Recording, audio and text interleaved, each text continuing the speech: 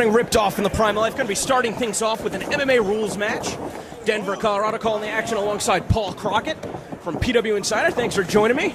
No problem. Thank you for having me. I appreciate the opportunity. Wanted a very unique match here. Kick things off here at Ripped Off in the Prime of Life. Wanted to bring in some of an expert working with Paul here to call this match. So, you've been following, obviously, the storied rivalry between Matt Riddle and Chuck O'Neil going all the way back to November.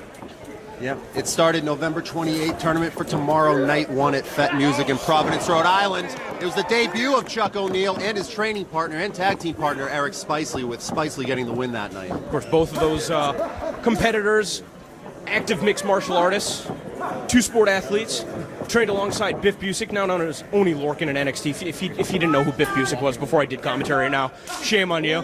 Obviously, somebody that did a lot for Beyond Wrestling and did a lot for the careers of Chuck O'Neil and Eric Spicely. But Matthew Riddle was introduced to Beyond Wrestling as a guest referee. It seemed that there was going to be an allegiance with the three of them, but in a six-man tag team match the very next day, Riddle felt that he did all of the work, leading Chuck and Eric to a victory that they did not deserve. And Chuck and Matt Riddle have been back and forth pretty much ever since then. Fett finale, December 27th, Providence. You had Riddle teaming with Drew Gulak to beat O'Neil and Spicely, but O'Neil got a little bit on his side when he busted Riddle open, but it wasn't enough. He didn't get a win that night. Then it went to January 31st in this very building for the debut here at Arts at the Armory in Somerville. O'Neil versus Riddle. Riddle got the win with a triangle choke, but he didn't let it go after the match. It took Drew Gulak to actually pull him off of him. It could have got a lot worse. So luckily, we're gonna see what they can do here tonight. And the strengths of Matt Riddle, number one, you don't have to look you can just look at him and tell his conditioning is peak. It always is. But that's the same for Chuck O'Neil. And I can tell you, I've been in a gym with Chuck O'Neil. And you can really judge the mental acumen of a man when you're in a gym with him. Granted, it's not an MMA gym, but you can see just how hard someone pushes, and Chuck O'Neil pushes harder maybe than anybody in professional wrestling. Well, right now he's getting pushed around by Matthew Riddle. I'm not sure if the rules of this match benefit Matt Riddle as much as they do Chuck O'Neil. Again, because Chuck O'Neil has been a two-sport athlete. It's almost like every time he gets momentum in the world of professional wrestling, he has to leave professional wrestling for his next fight camp. And, win, lose, or draw, this is probably going to be Chuck O'Neil's last fight for Beyond Wrestling for a while, since he does have a professional MMA fight coming up in mid-August. So next week his fight camp starts. With that said, with this being MMA rules and Chuck having much more recent experience training in the world of mixed martial arts, Matt Riddle, we know what he's accomplished in the world of MMA, but he's kind of given it up to focus 100% of his attention on professional wrestling. So this is familiar territories for him, but it's been over a year since Riddle has had an MMA fight. Yep, that last fight was February 28, 2014, the submission win over Michael Coopier for Titan Fighting Championship. But here comes Chuck fighting back, looking for a strike to maybe hit the chin and put him out, but Riddle quickly out of it. One of the things that you have to look at, you talked about that conditioning. Chuck O'Neil, 16-8 record, 9 of those fights went the distance, 4 wins by decision. That's 25% of his wins. He does have a 5-round decision under his belt last year, June 12, 2015, against current UFC fighter Dominique Steele. So he can go as long as he needs to go, and I don't think that conditioning is going to be a problem for him here tonight. Well, I say it all the time, it bears repeating. I think one of the biggest differences in the rules between mixed martial arts and pro wrestling is that you cannot leave your back vulnerable in pro wrestling. If your shoulders are pinned to the mat for 3 seconds, you lose the match. That is completely different. That's why we're seeing a much different strategy out of Chuck O'Neil and Matthew Riddle than what we've seen in their previous encounters. Riddle's close with the armbar here. If he can get O'Neil to let go of that grasp, he has, but nope. O'Neil back, head scissors on the neck. It's really more to just get out of this armbar. He's not really going to finish from that position. Riddle's way closer to finishing right now. If he can just get rid of that grasp with Chuck, he may not look like the strongest guy, but he's got that crazy grip strength that's going to benefit him here. I do have an insider tip, okay. Not coming courtesy of Pro Wrestling Insider, but Matthew Riddle has been fighting a stomach bug for the last 48 hours, so it did seem questionable whether or not he was going to make it to this match. Under 10 seconds left. He could finish it right here. He's close, but he couldn't get that full grip on it. He couldn't crank it. He wanted to, but he couldn't. There goes the first round. We haven't seen rounds since England in the 60s, I don't think, in professional, or since the failed AWF. Do you remember that? I don't. That came in the mid-90s. There's a reason you don't remember it. It didn't last long. Got a separation between the two athletes. Going to be waiting for the official's decision to restart this bout. Going to be heading to the second round, another 5-minute round. You can see Chuck O'Neil is certainly feeling the effects of the work done on that arm. He's kind of holding it close to his body, trying to favor it. Riddle's going to be looking to target it, and absolutely, that's been a problem. He's been looking to target the arms of a lot of opponents in Beyond Wrestling and elsewhere in professional wrestling. I mean, you gotta go with what brought you to the dance, and Matthew Riddle's submission prowess is virtually second to none. We're going to see.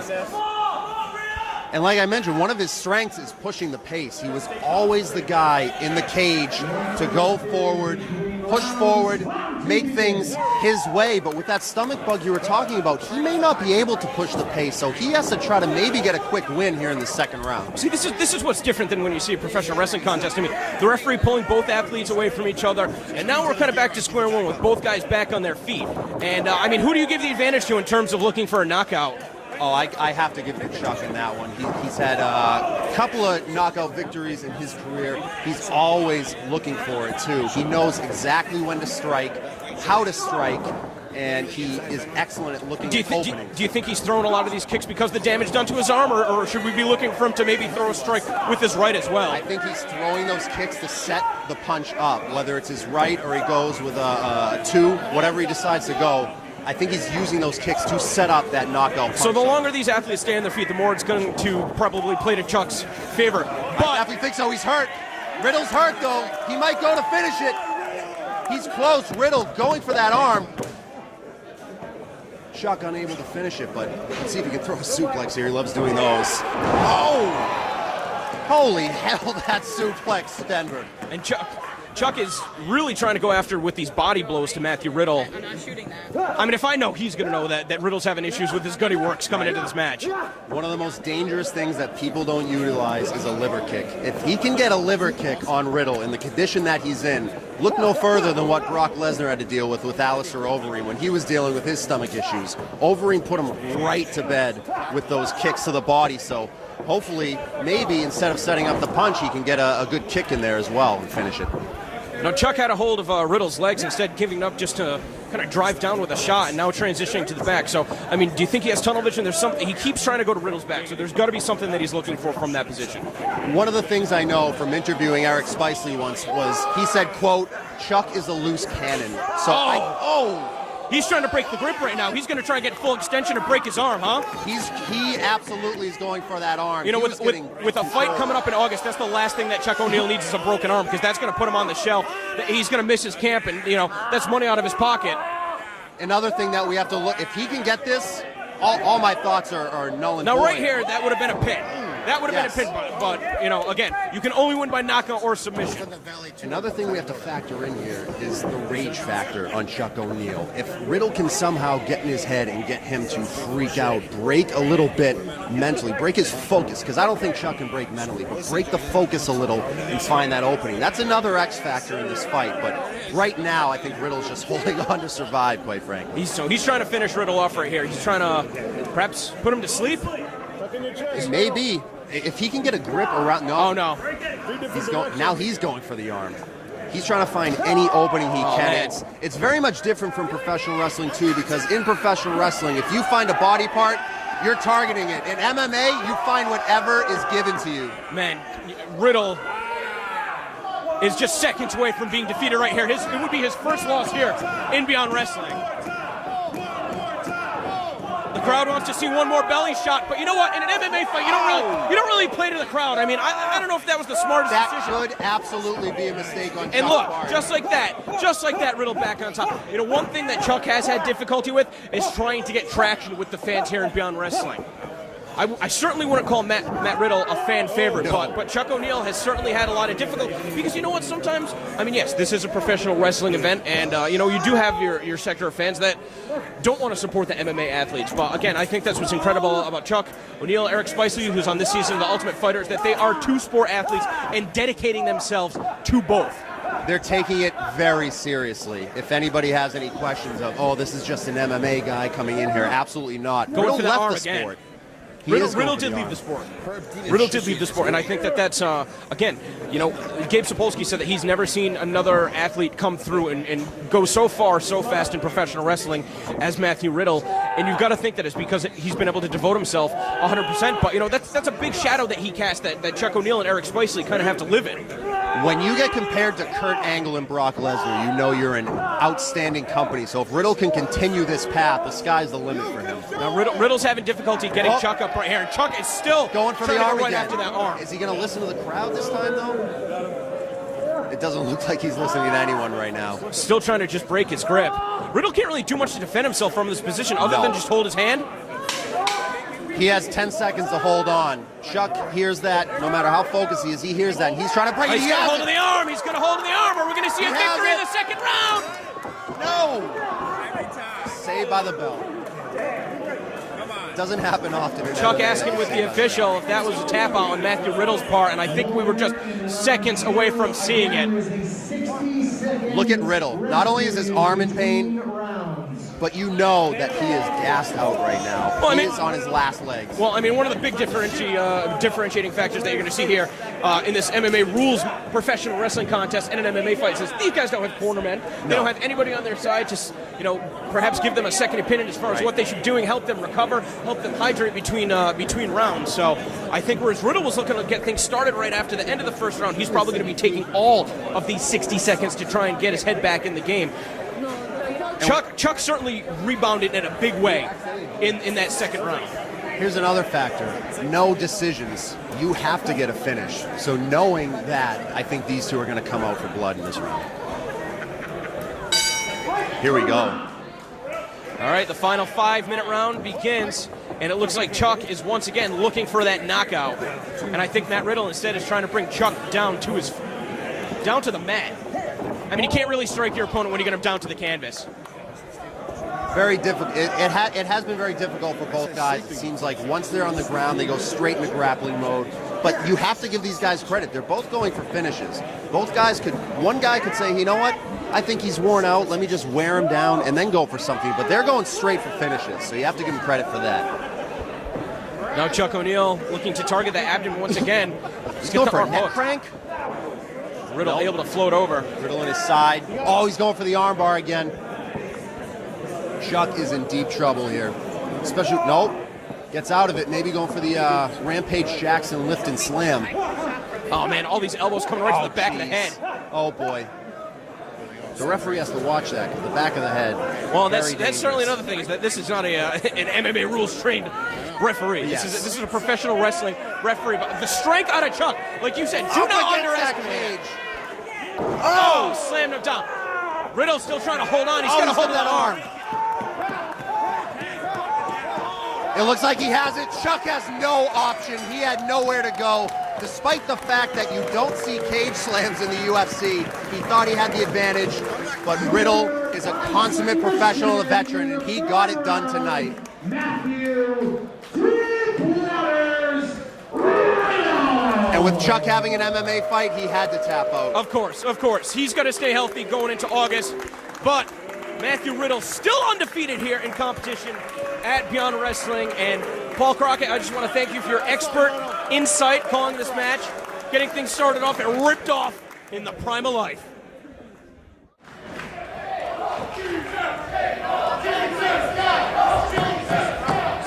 Introducing first in the corner to my left, from New Bedford, Massachusetts, weighing in at 175 pounds, the almighty Anthony Stone!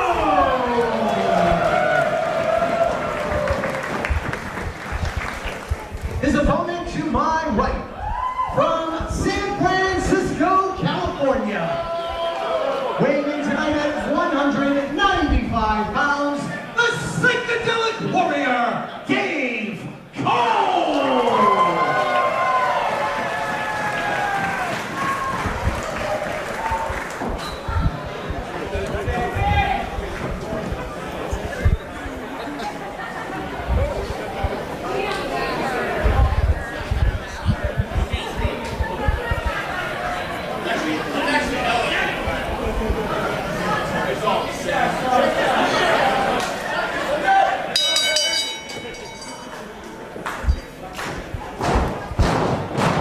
JT Dunn, Chris Hero, Death by Elbow here at the Arts at the Armory, Beyond Wrestling.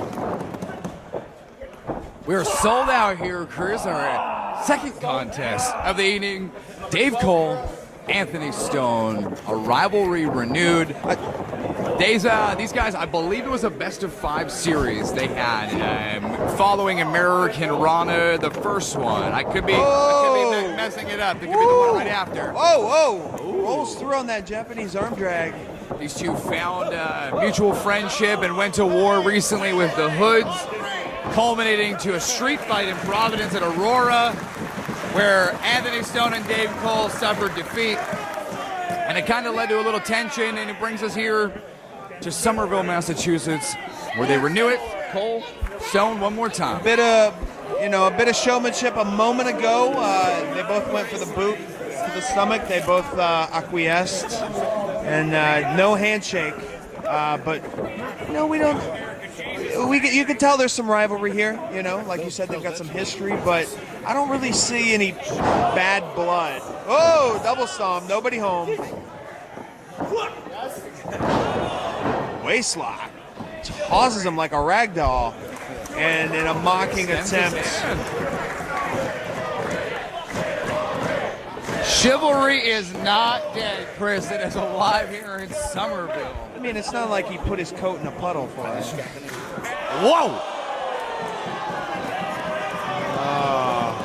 This guy's got a chip on his shoulder. Yep. Well, that escalated a little bit faster. Oh, all this. Lots of motion. Loves that kick in the face. I like that. Weaved around, kicked him right in the face. A little bulldog style. Up and over. Catches his footing. Tiger wall flip-esque. Drop kick in the corner. And takes his head off. Turns him inside out with the lariat. I believe this is Dave's third match back to wrestling. He spent a year on the sidelines after breaking his leg. Oh! The psychedelic warrior flies and risking life there. A little too close for comfort. He almost cracked his melon on those That's like a steps. 17-foot gap. Yeah. From in the ring to those steps. He almost had a 17-inch gap in his forehead. As I was saying, third match He back should from have paid injury. a little attention. Catches the arm. Cross face on the floor. Cross face. He's got it hooked into. You can't win on the floor, but you can do quite a bit of damage just at a couple seconds in a cross face.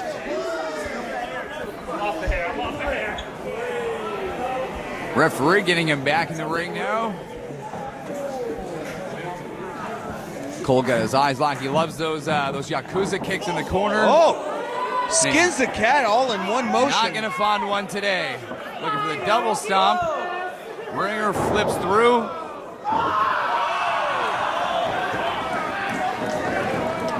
He's got that wrist. Spinning it around.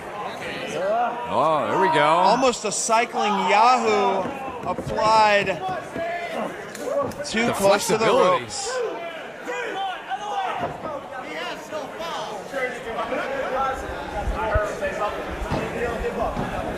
I'm hoping this is one of the situations where these guys can go in here, have a competitive match, and afterwards go back to being on the same team. As great as their matches are together, I think that both of them need to be united in their cause of disbanding the Hoods, getting rid of them, stopping them in all their crazy antics. I mean, you've been here for a while now. You see those guys running around kind of doing whatever they want, and we had a match with them. They're a pretty good tag team. The miscommunications between Cole and Stone just leads to the Hoods being able to pick up a bunch of victories, and it just, their momentum's rolling right now. I bet they're sitting at the curtain salivating over watching these two just beat each other up. Yeah. Just wiggling away from Cole's grip. Double underhook powerbomb. Calls it the Dave Cole bomb. I think I saw him give that to Davey Vega off the top rope, if that's possible. I believe you're correct with that. Oh, the strength deadlift. Beach break almost. Air raid crash style.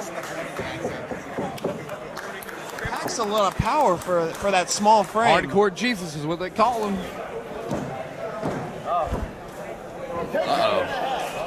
He likes that coast to coast.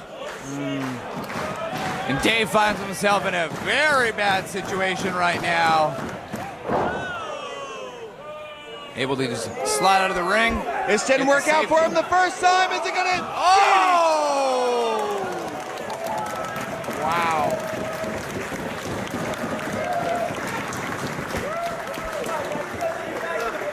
Oh, wow. Smart to get him right in the ring. He's got to capitalize on that. He's got him. Yeah. Uh-oh. See what he follows this up with. Oh, huge frog splash. Only good for 2. This stupid-looking referee in the ring. Ridiculously close. That was almost 3. Hardcore Jesus going to push right through. Since that DDT's been really holding on to that shoulder.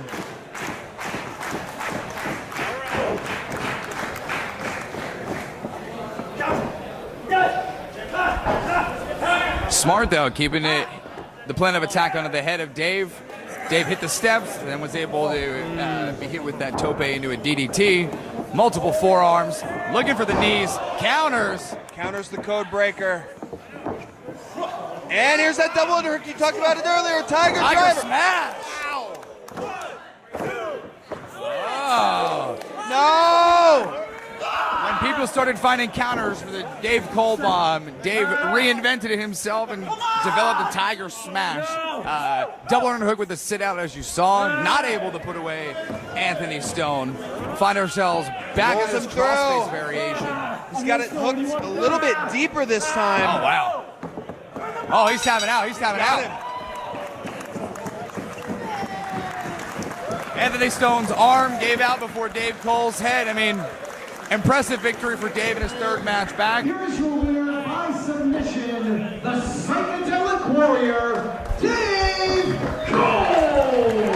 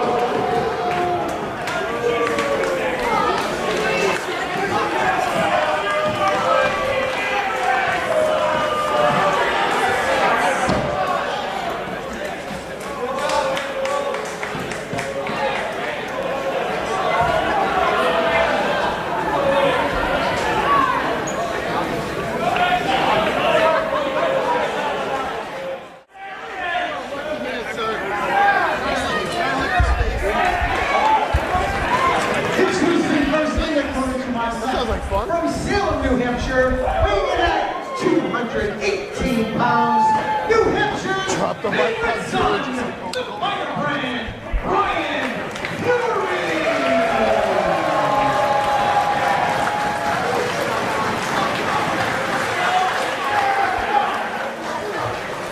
His opponent, to my right, from Atlanta, Georgia, weighing in at 200 pounds of pure chocolate, the king of entertainment, Special Doc Shug D!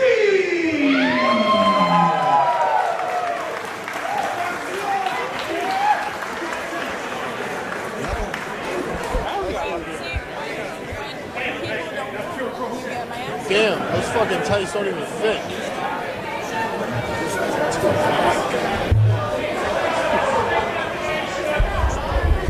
But they don't.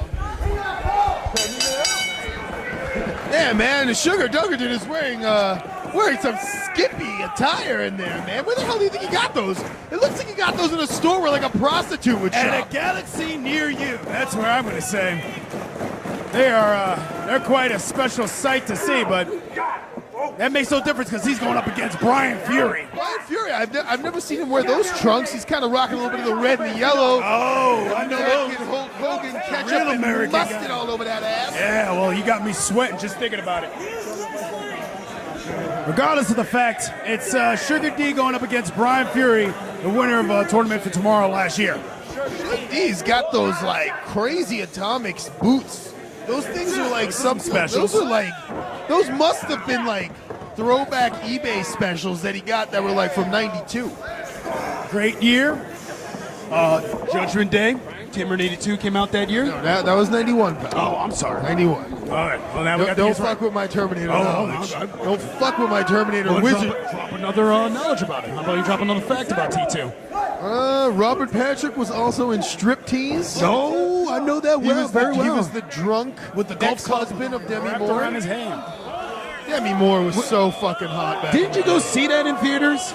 I did not see Striptease. No, in you did not theaters. see that in theaters? No. What was it that you went to go see in theaters? Let's call the goddamn wrestling okay. match. Sorry about that.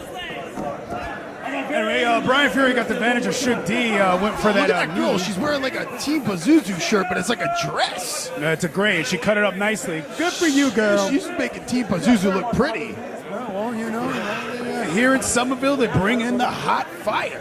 Well, the hot fire right now looks to be extinguished. Suge D is getting out wrestled by the firebrand Brian Fury. Well, that's what happens when you wear the right colors. And when you're wearing yellow red, man, it's a sure I like what's going on. We got some traditional, good old professional wrestling, a nice Greco-Roman knuckle lock. Going into that back beautiful neck back bridge. bridge by Sugar D. I'm pretty sure he's keeping that held up. Now he's pushing off from the fro. Oh, switches up on him. That might hurt the Chocolate Man. By the way, you're joined by the Chocolate Man and, of course, Mr. Dicky Dirty Daddy. Calling it here, live in Somerville, sold-out crowd. Whoa. Playing some mind games here, executing a Oh! Boom. Tiny Dancer. short fall, bad landing. Oh! Caught with a drop kick. And the fro has catched the fire. Well, Suge D looks like he's in his comfort zone tonight. This is exactly what he needs to be doing. He's got Brian Fury all messed up in the head. He's taking him down with dance moves, hitting him with drop kicks. I mean, Suge D's the kind of guy, he's got to get in your head and then he's got to take you apart move by move. Yeah, especially when you're wearing gear like that. It gets in your I will head. say, honest to God, Here we I go. think Sugar Dunkerton is the best damn commentator to come and do commentary 100%. during these matches. He does it, and he does it with hot fire. Big And belly it's a back big suplex. tag. Beautiful takedown by Brian Fury. Brian Fury. Now he's rubbing it in. Yeah, now he's rubbing it in. Yo, look at the fro got caught up. Oh my God. Oh shit, that pissed him off. Yeah. That just got him Don't hot. mess with the fro, Brian Fury. Slap him like he's a child. Oh! Very Muay Thai-like elbow to the jaw. They caught with a right. Oh! That looked great. Oh, right hand. It's becoming a slugfest now. Big chop. There's a kick from Sugar. There's another one. No, you ain't going nowhere. Oh. Yo. What is he going to do here? Whoa. There's an arm drag from Suge. Oh, that was kind of like a loop-de-loop arm drag. Loop-de-loop, you're right about that. Running forearm in the Running corner.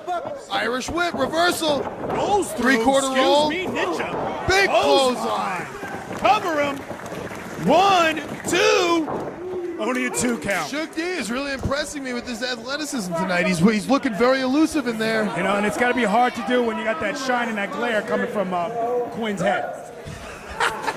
As I drink my shooter You to get better me keep all your hot. mouth shut, because Kevin Quinn will come up here and throw us both off this. Hey, man, it takes a bald man to know another bald man. I know how he glares in the sun. He's got that elbow wrapped up. It could be loaded. I won't doubt it. Got it loaded. Yeah.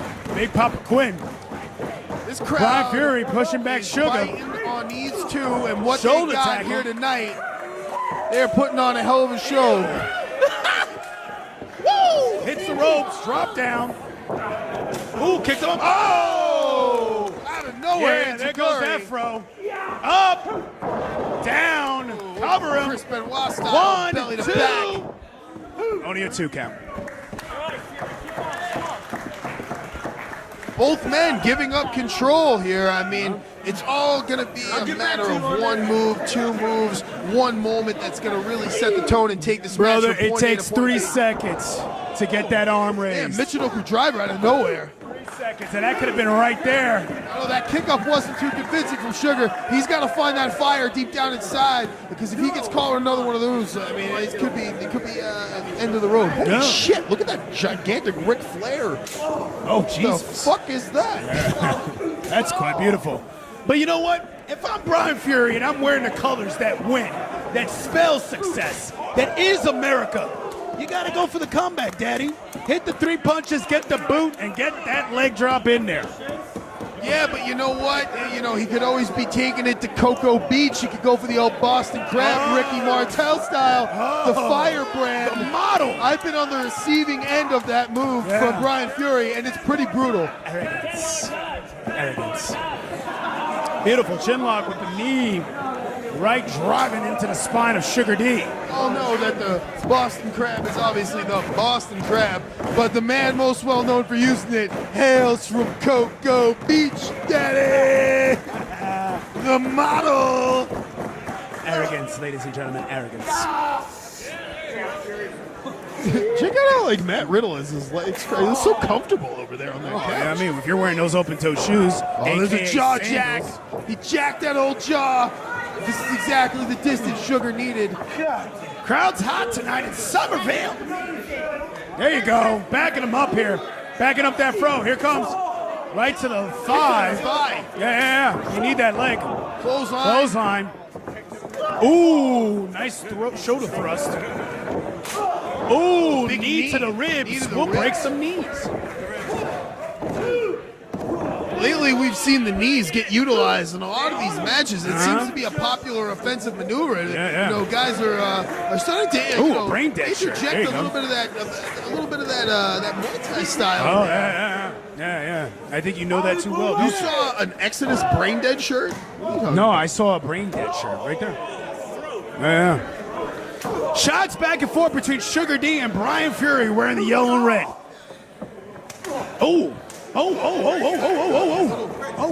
Oh, excuse me. There's a jumping high knee. Hits the ropes. A little bit of momentum. Oh, vicious Pop-Art. bomb. 1, 2. Oh. Wait, he's going for it. He's going for it. I think he's going to go for it. He's going for We it. might go to Cocoa Beach. He's feeling like we a might go to fucking model. Cocoa Beach. He's feeling like We a might go to model. Cocoa Beach. No, Sugar. I'm using. Maybe at this point he may as well go for the Hard single leg. atomics He don't from even eBay. have that no more. He's got him where he wants him. Good escape from Sugar. Ooh, right to the gut. Sugar's gonna pick him up here. What is he doing? Takes him down with that innovative spinning washing machine. Isn't that what it's called? Isn't the SAT? The only washing machine I know is the one that Selena does in the movies. Well, the only washing machine I know is the one that cleans my fucking clothes. Let's be realistic here, Johnny. You know when I was in England, nobody had a fucking dryer until like They were probably hanging out on the until lines. like the last week I was there. The house that I lived, they bought a dryer, but it was like you had to like remove the water yourself. Here we go. Oh, counters a boot to the face with an elbow to the jaw. That gives him a double. Sugar rolls him out. How about a triple? I guess we're gonna go up top city. Red Eye District. This doesn't look good for Brian Fury, ladies and How's he gentlemen. gonna do? Oh! We went to fucking Pensacola. I love a good flying elbow drop. You know I do. Yeah. And then applying a domino stretch. Oh my God. See, that's a style I usually like to use myself. I will hit a high impact maneuver. If I don't get the 3, I'll transition right into a submission move. That's called wrestling, folks. Wait a minute, here's a pinfall. Oh. Oh, he's got it! Coco Beach! Coco fucking Beach! Coco Beach! The move that I learned practicing on my father in my living room. And he's tapping, it's over. He got him! He got him! Thank you, ladies and gentlemen, for the Dirty Daddy and the Savage himself. Yow! The final plan, Ryan Fury!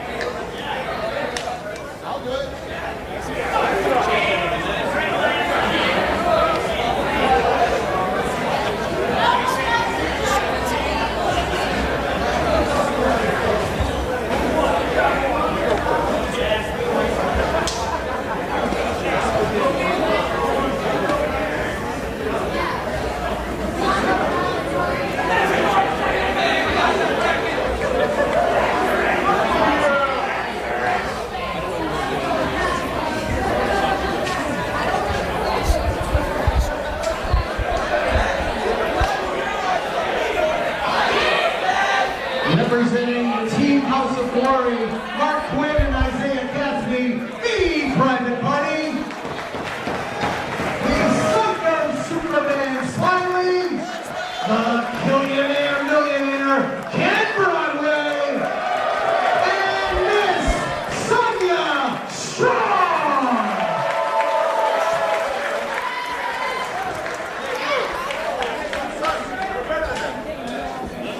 And of course, representing the Crusade for Change, Devin Blaze and Tommy Trainwreck, the Minutemen, the Lord Anthony Mangone, the Blue-Eyed Devil PJ Marconi, and their leader, wrestling's richest prize, Mr. Darius Carter.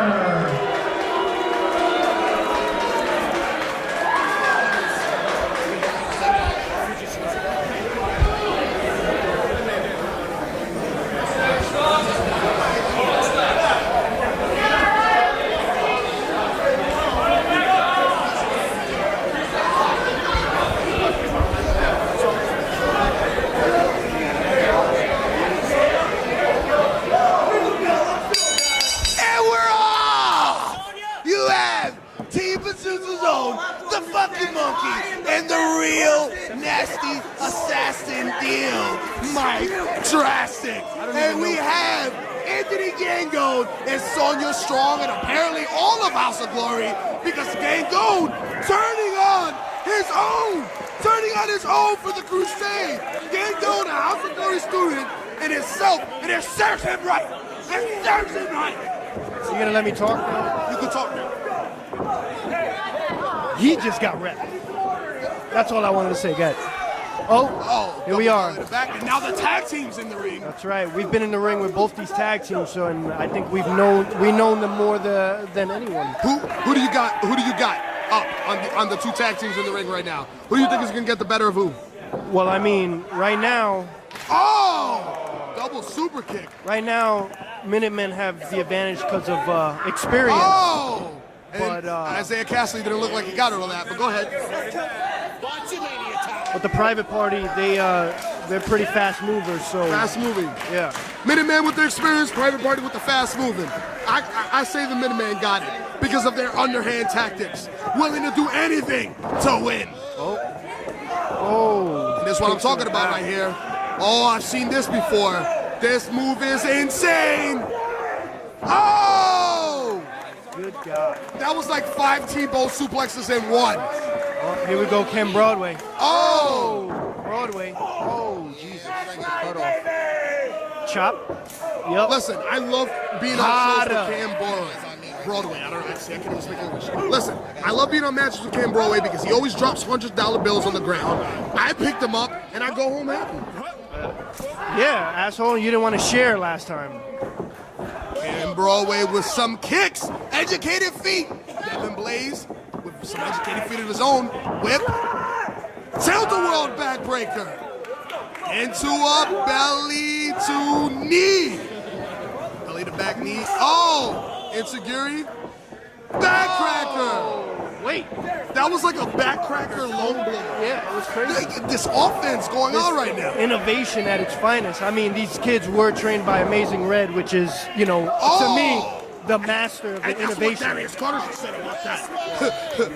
Oh, Smiley. Oh, God. And this is obviously Lucha Rules.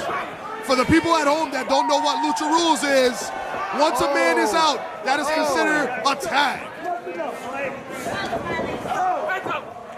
Springboard. Oh my God. Talk about a Superman punch.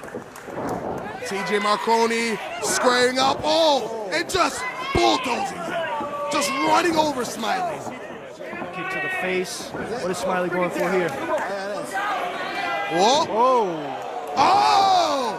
And TJ Marconi with the power! Sonya Strong in here now. Oh, so you're strong, showing who's strong. My boo Sonya. Oh, wait. Yeah, Sonya Strong in the ring now with TJ Marconi.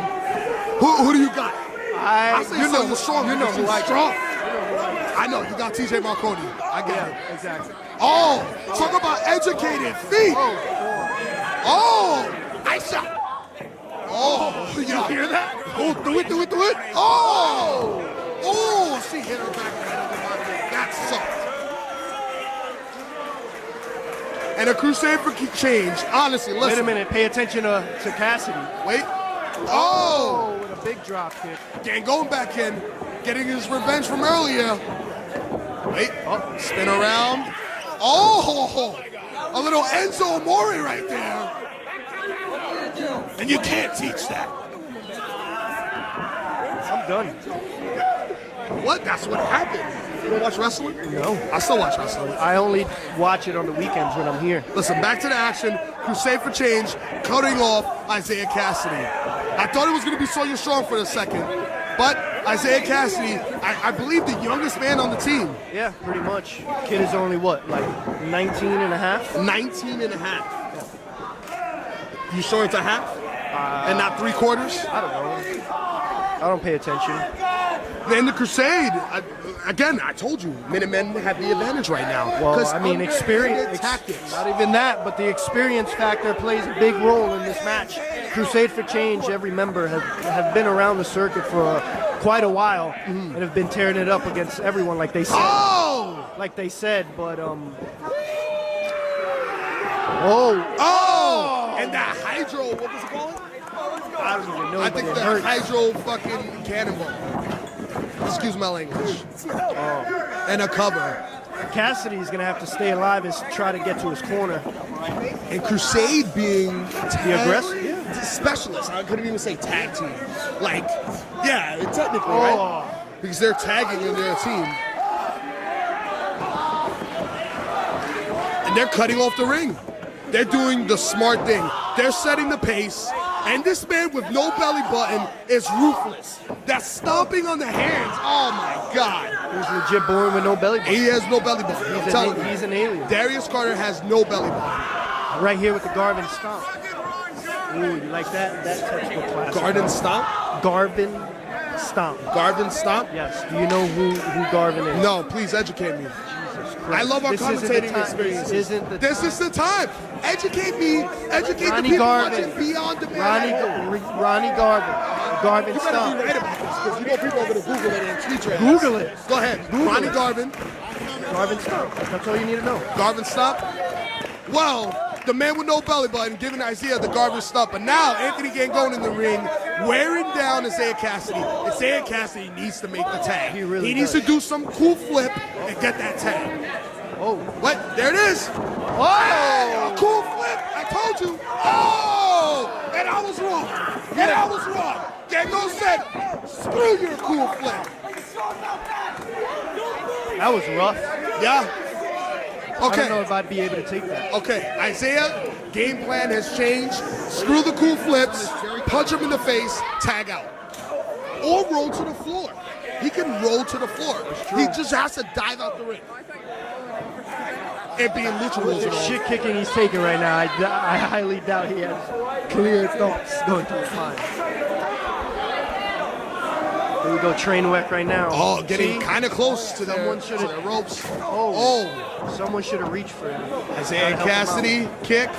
Oh! There you go. That was almost as good as a punch in the face. Almost Devin got Blaze in. Oh! And just mangling his booty. somebody. What? He's just barely. Oh! Cover! Oh! Take the tag. Please. And Team HOG trying to get the crowd behind little Isaiah Cassidy. Well, not so little. Because he's gotten tall. But he's young. I get it. All right. Oh. Oh! Oh! Tag to Smiley? Finally! Here we are. Hey! Caught him. Wait, what? Complete. Oh! And it looked like he was going for a complete shot and spun into like a bulldog variation. What is he going for? A 619? No! Oh! Oh! Oh! Beautiful! You can't teach that. Oh, oh, oh, oh! It's okay when you say it, right? And Smiley with some unique offense. Oh! Oh! And I like that. He kind of knocked himself silly, no pun intended, with Smiley, and like inadvertently elbowed TJ Marconi. And TJ Marconi didn't look really happy about that. Fireman's carry, what's coming on next? Oh, Quinn? Oh! You cannot. You can't. You What? just You can't tell me. you listen, Can't tell me that these kids listen. come ready to go. What I am gonna tell you is you need to get your own catchphrases. What are you talking about? You was about to say you can't mind- teach that. you mind You your was business. oh my god! Oh my god! And while we're busy arguing, TJ Marconi with a Rikishi driver to Smiley, and the big man acting like the big man and getting ready to take out the whole entire HOG team by himself. Oh! Backflips? Oh! Oh, double supers? Oh! Nice tag team offense. I love the tandem offense. And Gangone getting the better of his, back roll into a,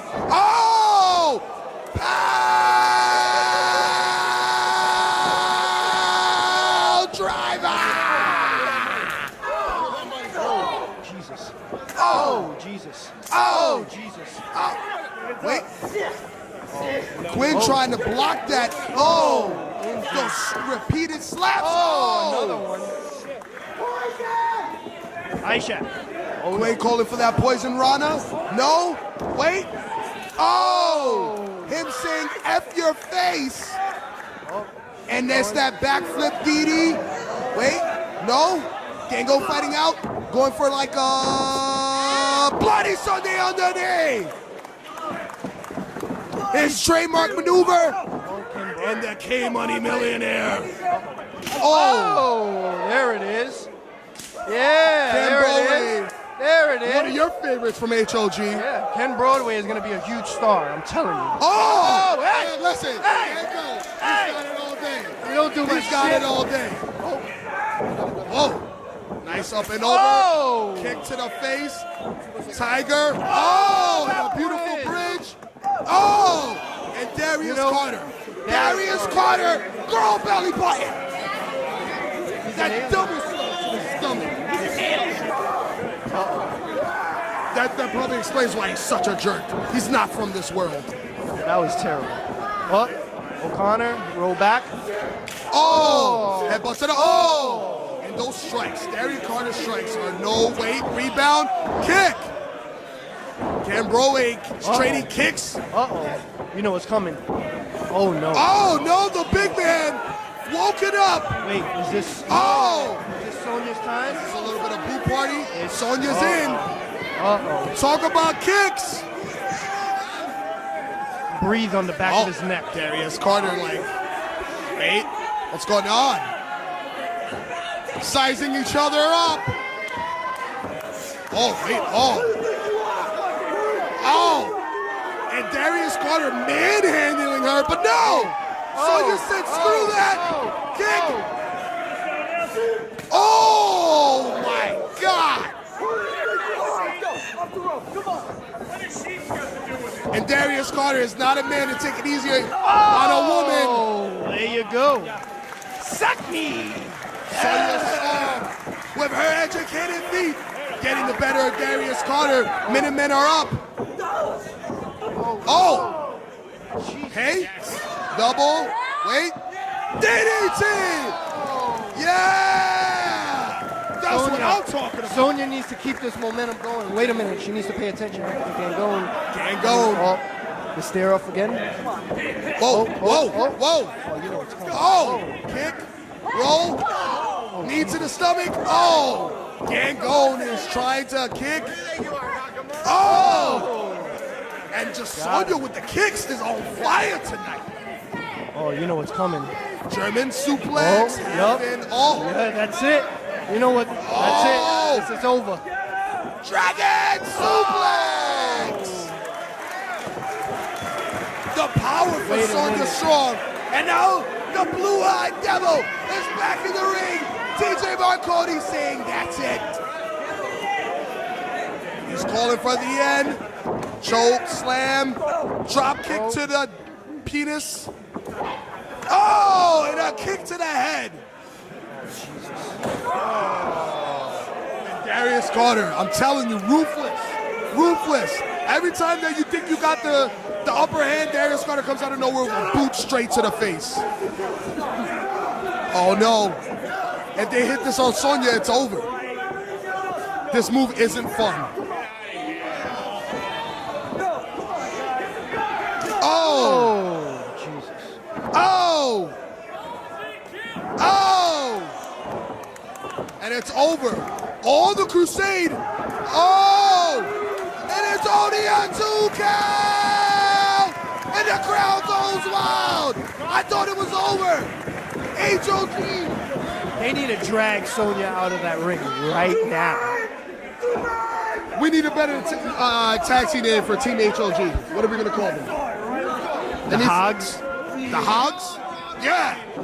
And the Hogs breaking up the count for Sonya. Team Hogs. And wait, this match is breaking down. Everybody going to the outside. Crusade getting frustrated and things are breaking down. And it's never good when Crusade starts a brawl. Uh-oh. You know what's coming. That wasn't very smart. This is private parties, you know. Their wheelhouse. Somebody's gonna die! What do you think they're going for? Some flippy shit. Double tope con hilo, and Isaiah Cassidy landing on his feet, and the crowd goes wild. I'm hurting, Tanya.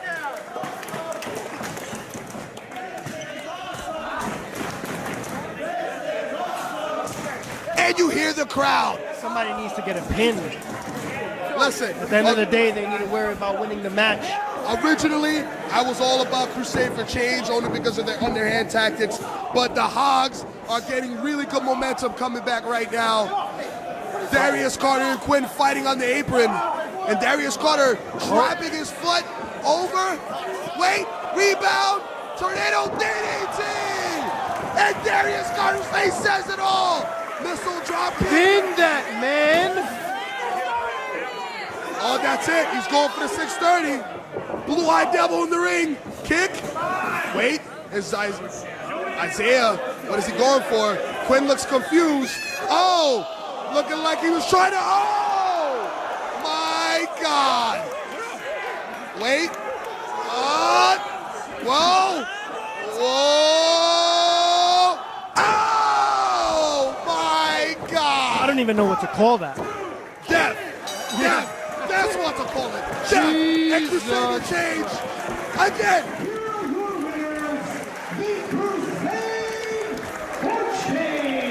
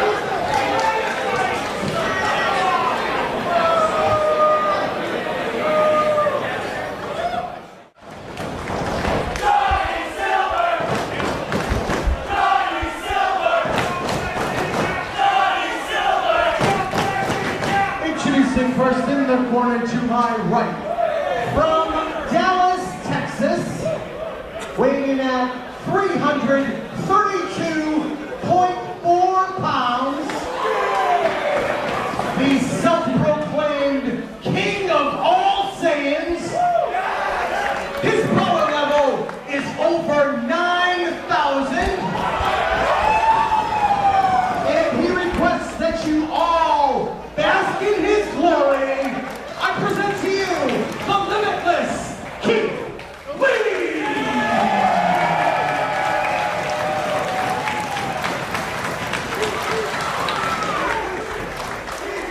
His opponent to my left, from Long Island, New York, weighing in at 178 pounds, number 1, John Silver.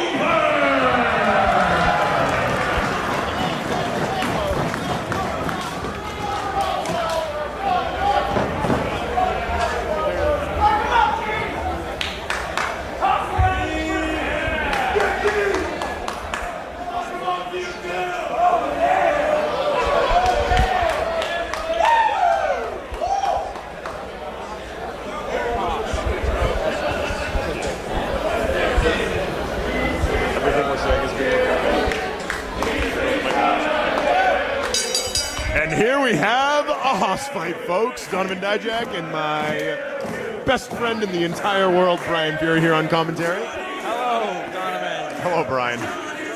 The crowd seems to think that in this evenly matched hoss fight that Keith Lee is in fact going to kill, maim, and murder John Silver, number 1. They were saying Johnny's gonna kill you. Johnny? That's what I thought they were saying.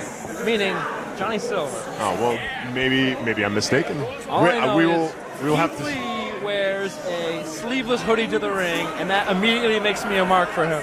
Oh, you love a good sleeveless hoodie, do you? Who doesn't? Little to no effect of that wrist lock. Both men did the same taunt before this match, Donovan Dijak. They're evenly matched. Crowd calling for a test of strength. Let's see if we get it.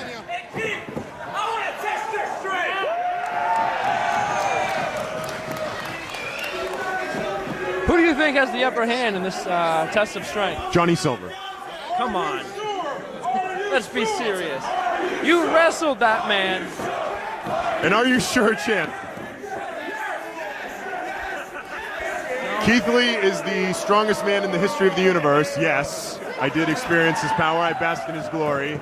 But is he number 1? He is not number 1. And he's clearly just toying with Johnny Silver here in this test of strength. See, my man's winning. My man's winning. He's number 1. I tried a test of strength earlier. It didn't work out that well for me. Sugar Dunkerton turned it into the tango. Well, Johnny Silver's number 1, so he turned it into an armbar. Deep armbar there. Didn't work. Ineffective, as we like to say. A man the size of Johnny Silver, I'm not talking about his thickness. Ooh, thickness. He's a shorter man, right? His limbs aren't as long, so to be able to try to like get inside the long reach of Keith Lee is going to be tough. Bit of a cheap shot here. Crowd seems to think that was probably not the greatest game plan. No, that is. Oh my God! What? Just kicked his knee out. It looked like his leg shattered from that left kick to the shin knee bone. The kick appeared to be just to the leg, Look. but it catapulted the entire body of Johnny Silver. Keith Lee needs to watch out because Silver has some of the most dangerous kicks I've ever seen in Beyond Wrestling We are Ring. seeing them just tossed like a baby. Whoa, whoa, whoa! God, what is happening? Not the type of match I expected to see Kicks him in the bum. out of these two men. Hawks the NZ. Goes for a karate kick. What the hell is going on? You know, when you see two men like this, you expect power maneuvers. You expect a slower type of battle. Oh, And then to be throwing the strikes with the speed that they are and the agility they have to avoid them, it's unbelievable. Johnny Silver refusing to bask in the glory of Keith Lee. Not going to arm drag a guy like Keith Lee. Finally connects with that jumping enziguri. He's not even coming up like a centimeter off the ground. No, I don't like his odds, even though he is number one. There is little to no chance of him. Oh, God. Oh. Jesus Christ! My God! Waist lock. Throw over the top of my head. Have you ever seen anything like that? Yes, I have. It's in the World's Strongest Man competition where they take the big bags of sand or the kegs or whatever and hump them over the top of them. Giant, like, stone boulders, and they grab them and just throw them over a wall. Correct, yes. This man just threw another human being like he was one of those small stone boulders. Quite impressive, yes. Well, the tides have definitely turned after that maneuver. Keith Lee firmly in control of this matchup. And he just punches him right in the gut. Clearly, he's a southpaw. Threw the left kicks earlier, threw the left-handed punch there. Does that throw somebody off their game? Because you know normally when you're preparing to wrestle, you're wrestling a right-handed human being. I certainly wasn't prepared for it, nor did I need to be prepared for it because I don't think he threw one strike at me. He just murdered me with devastating power maneuvers. So this is a different Keith Lee that we're seeing here tonight. Yes, very intricate, well thought out strategy. Oh, lighten him up. Gonna try for that suplex Suplex again. Might have got that centimeter you were talking about. Oh, there's definitely a centimeter. Oh, he thought he might have had it for a second there. Huge clubbing blow to the back. Take a seat, Johnny Silver. Just kind of powered himself out of the ring. Oh, God, no, please. Someone's gonna die. He calls this the meteor or something.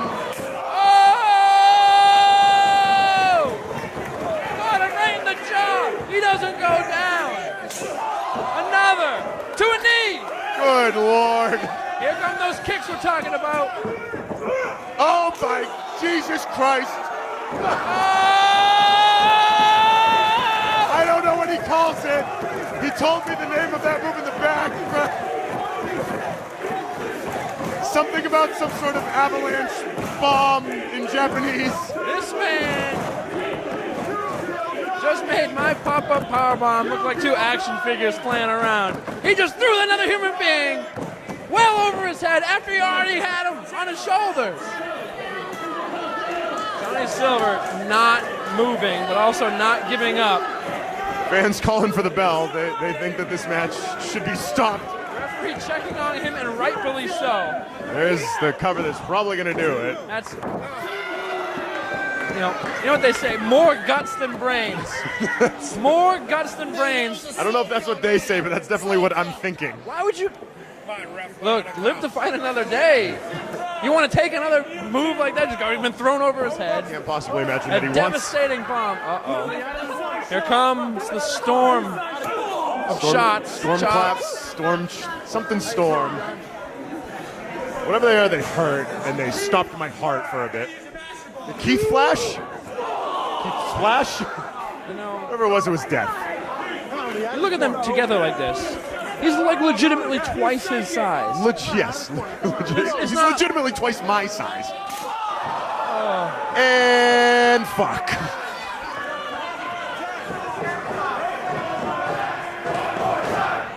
The crowd calling for one more time because they're the most sadistic group of sons of bitches in the history of the world. At least it's 10 more times like they did to me against Eddie Edwards.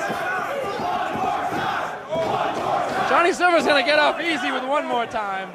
I got an idea that maybe they're gonna want one more time after this one more time.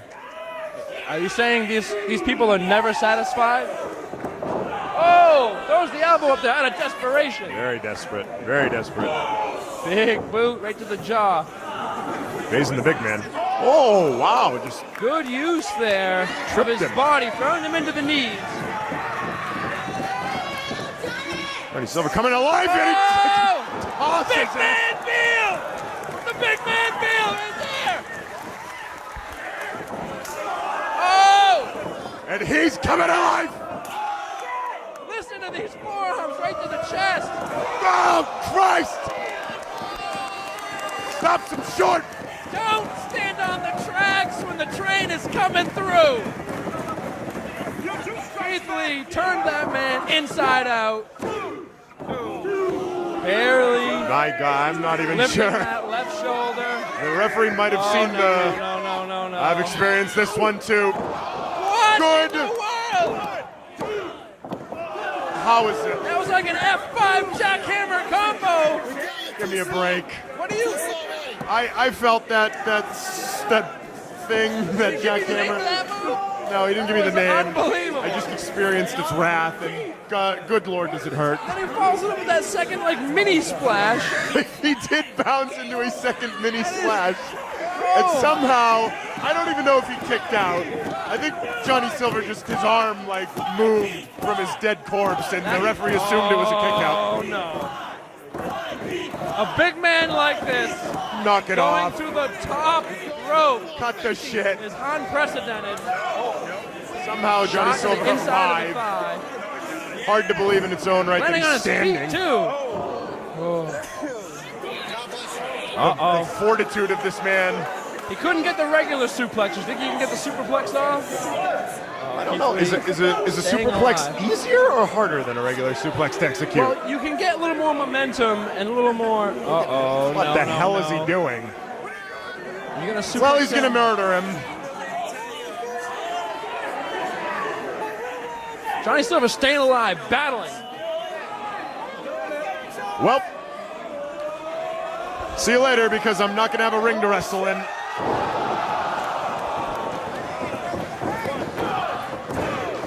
Oh, two with the big man superplex off the top rope, Brian Fury. When a big man like that falls from that high, he's not used to bumping at all, I would assume. You gotta assume that's gotta be the 3 count. That is the assumption. Oh! You kick another man that hard and not feel guilty about it the next day. A little Karate Kid. Oh, in the jaw! He did. Throwing as many shots as he can. Oh my God! Just like a child, like a doll of some sort. Oh my God! The code red. 2, 3, unbelievable! That's it.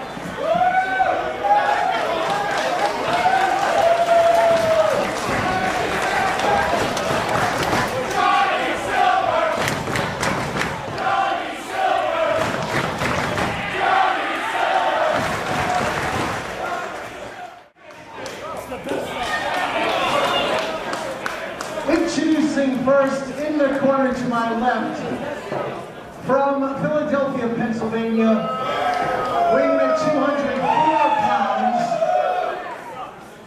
He is the cream in your coffee.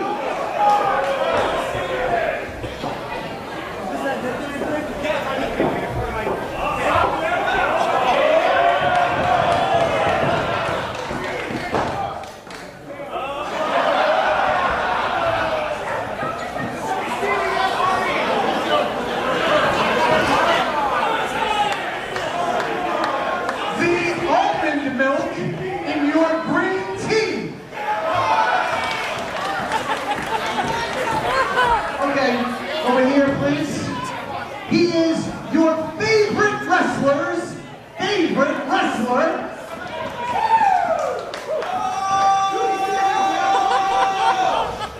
Your favorite wrestler.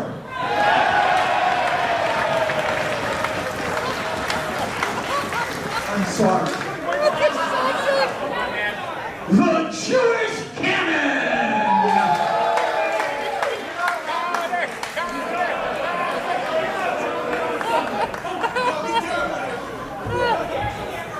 The Italian Stallion!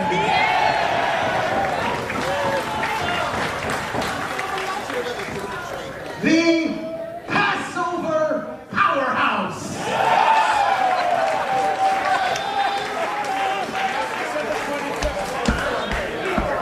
The Christmas Miracle.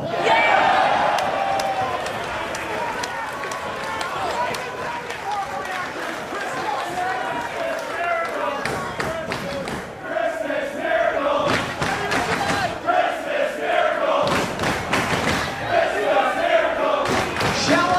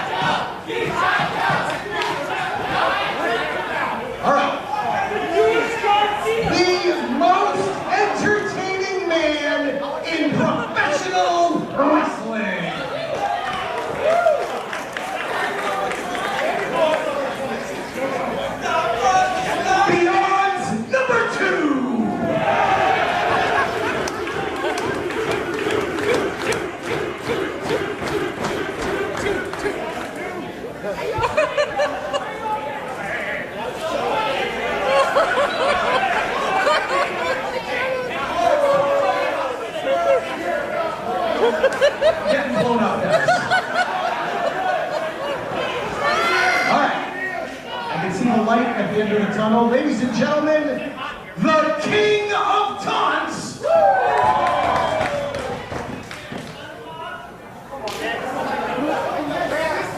Tommy Entertainment.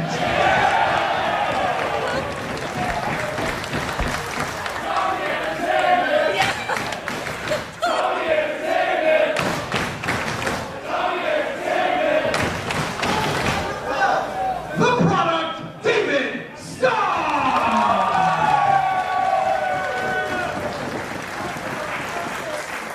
Psycho Killer, Tommaso Ciampa.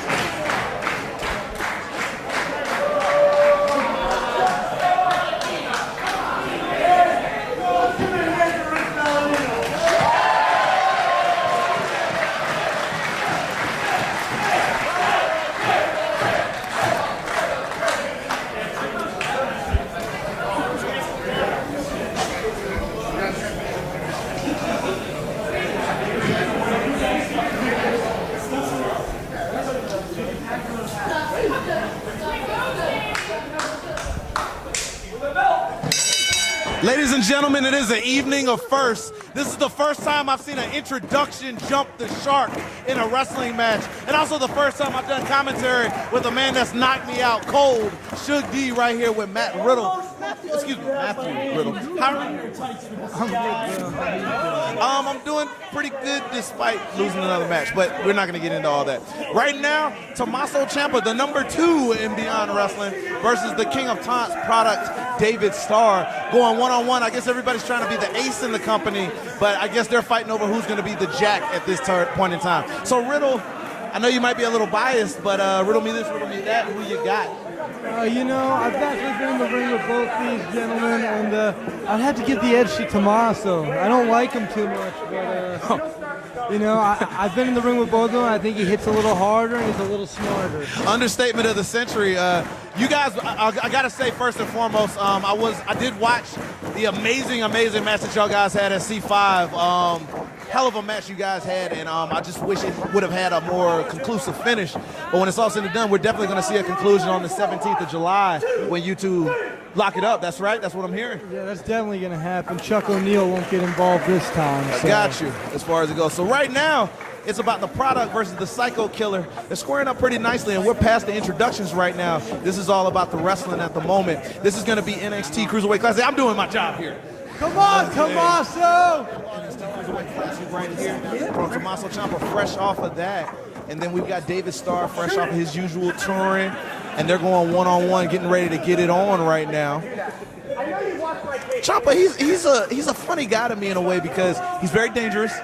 Very dangerous striker, loves to prefer those knees when it comes to his offense. But it almost seems like he's always playing around at random times, or always a smile on his face. It's almost like he plays with his food before he kills, Definitely. I think that's, a characteristic of a lot of good wrestlers / fighters, being able to turn that switch on, be funny one moment and kill the next.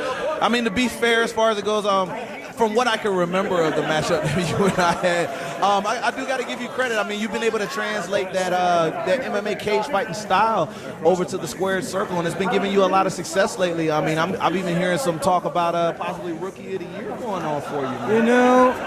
It should be. I should be. I think I'm the Wrestler of the Year. I'm definitely the Rookie of the Year.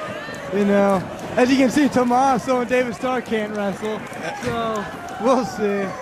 He's dizzy. Ciampa made himself dizzy just straight riding like a rodeo the back of David Starr right now. And Starr looking a little upset. I mean, Starr, ever the showman, doesn't like being showed up at all. And now he's getting into the mount position. Ridiculous shit.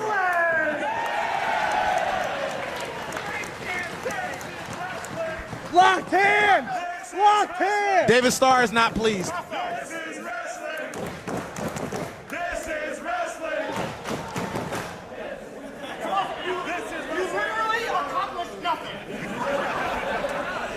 For those who couldn't hear David Starr right there saying they literally accomplished nothing. A few calories were burned. I mean, like, that was something. David Starr directing traffic in there, going down for the waist lock. Going there. Now he's riding Ciampa. Look at that technique. That's flawless technique. Changing direction so he doesn't get dizzy. Absolutely. What a stallion. What a stallion. People forget David Starr, a former mat wrestler, like a Greco-Roman wrestler in his high school days as far as it goes. If you'll notice the tattoo on his thigh, that's a signification of that. And Ciampa going to the outside trying to get a little breast.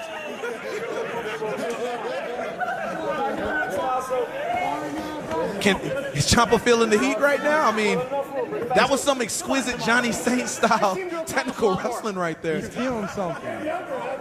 Just fair point.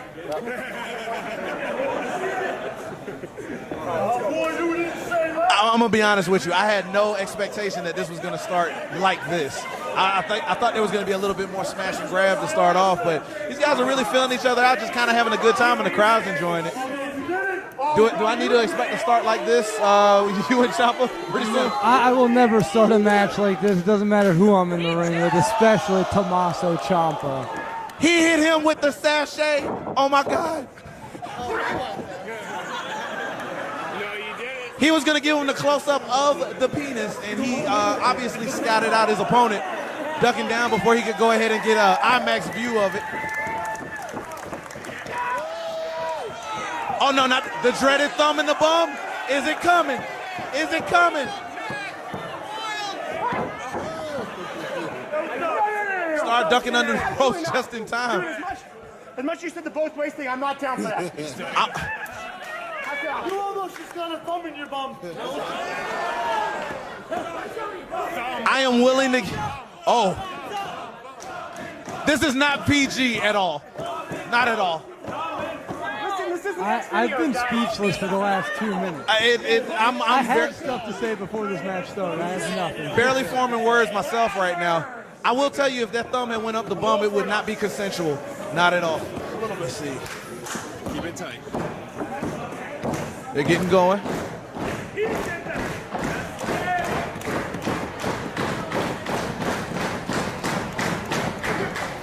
Nice collar and elbow tie up right there, switching over.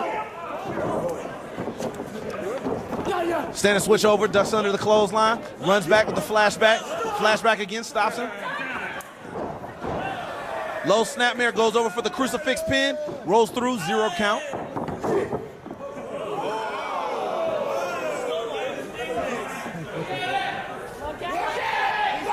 I am trying to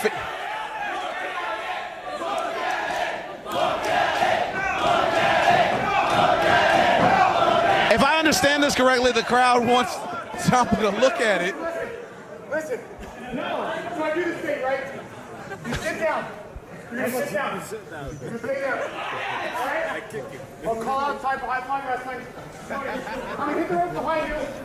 I'll hit the rope in front of you. I'll stop. I'll say, look at it! And then I gently and seductively touch my penis to your forehead.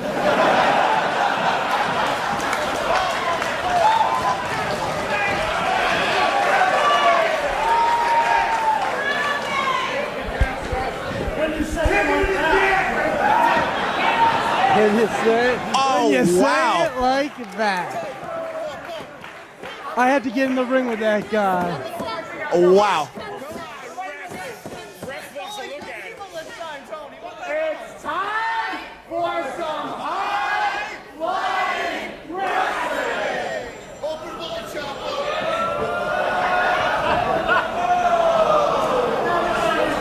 I thought it was about to be a consensual penis tap right there, but apparently Ciampa changing his mind mid-move.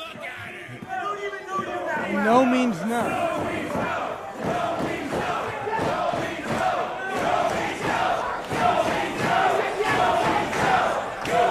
You got to admire the morals of this Beyond Wrestling crowd right now.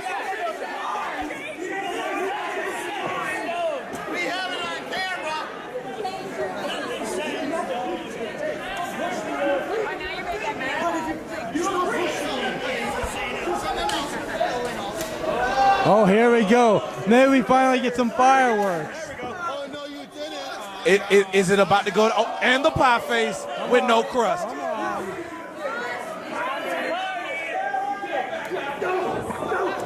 Big Muay Thai knees, open slaps right there.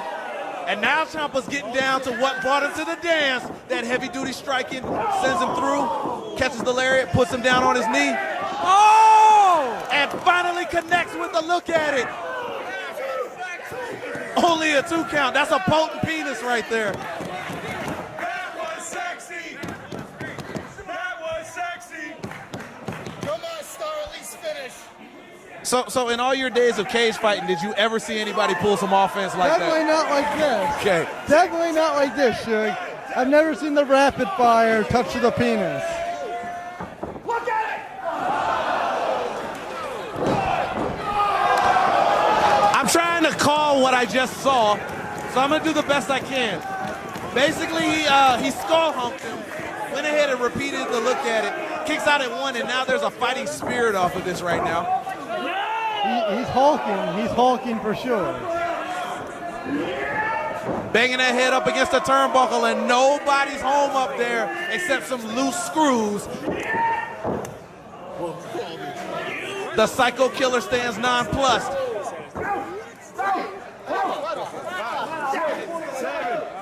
Multiple slams into the turnbuckle, and now he's doing it himself. This is ridiculous. He's a big boy, and he needs no help.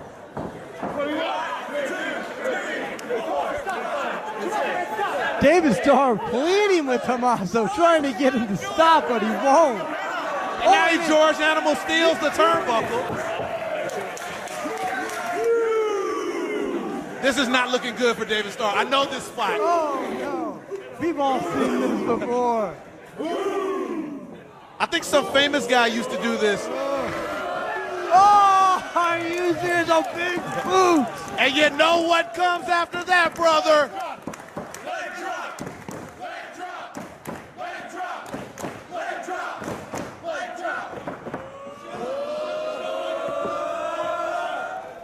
Oh, wow, from a staggering 2 feet. Oh! David Starr kicking out at 2. The only natural way to follow all that would be a sex tape and then a $125 million settlement. Moving on. Tommaso Ciampa completely surprised at that combination, not putting it away. Getting back on top of his man right there as he puts him up on the top. I think Tommaso might be going for his kryptonite crunch off the second rope. And I remember when you took that from off the second rope and still managed to have the wherewithal to be able to get an armbar out of it. I don't know where you pulled that one out of. You know, sometimes, you get knocked out with one shot and the next shot wakes you up. True. Good fight. Oh! Scissors the legs right there, which crotches him on those ropes. It definitely could have gave him a Charlie horse. That's going to put him in a position right there. Chop to the chest, and the knee pad is down, brothers.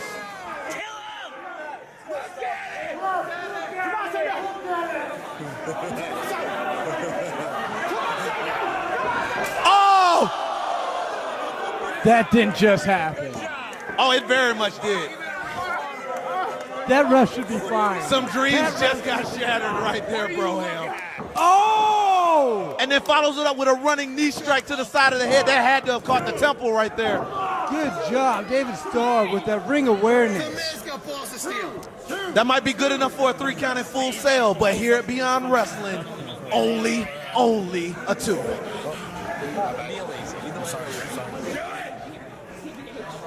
Tommaso Ciampa looking for the next move. I'm sure he's got something left. I am very scared to figure out what he's pointing at. I think he might be trying to do David Starr's patented move. Oh my goodness.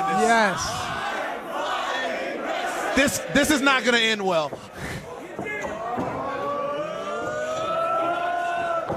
Picking up some steam. Look at it. Oh.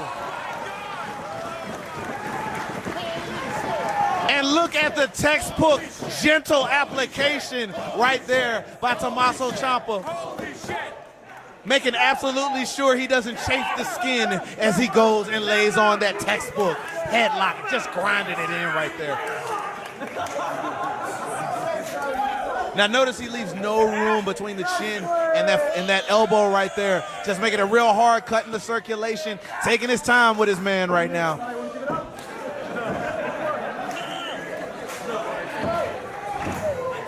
I was wondering if this was going to be a match that was worth you scouting right now.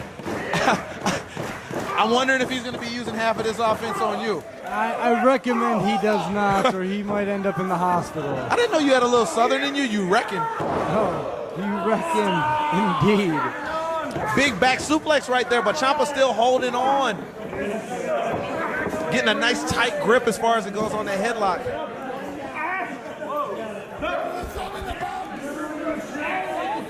David Starr trying to push up out of it, trying to use a little bit of that perspiration to slip through.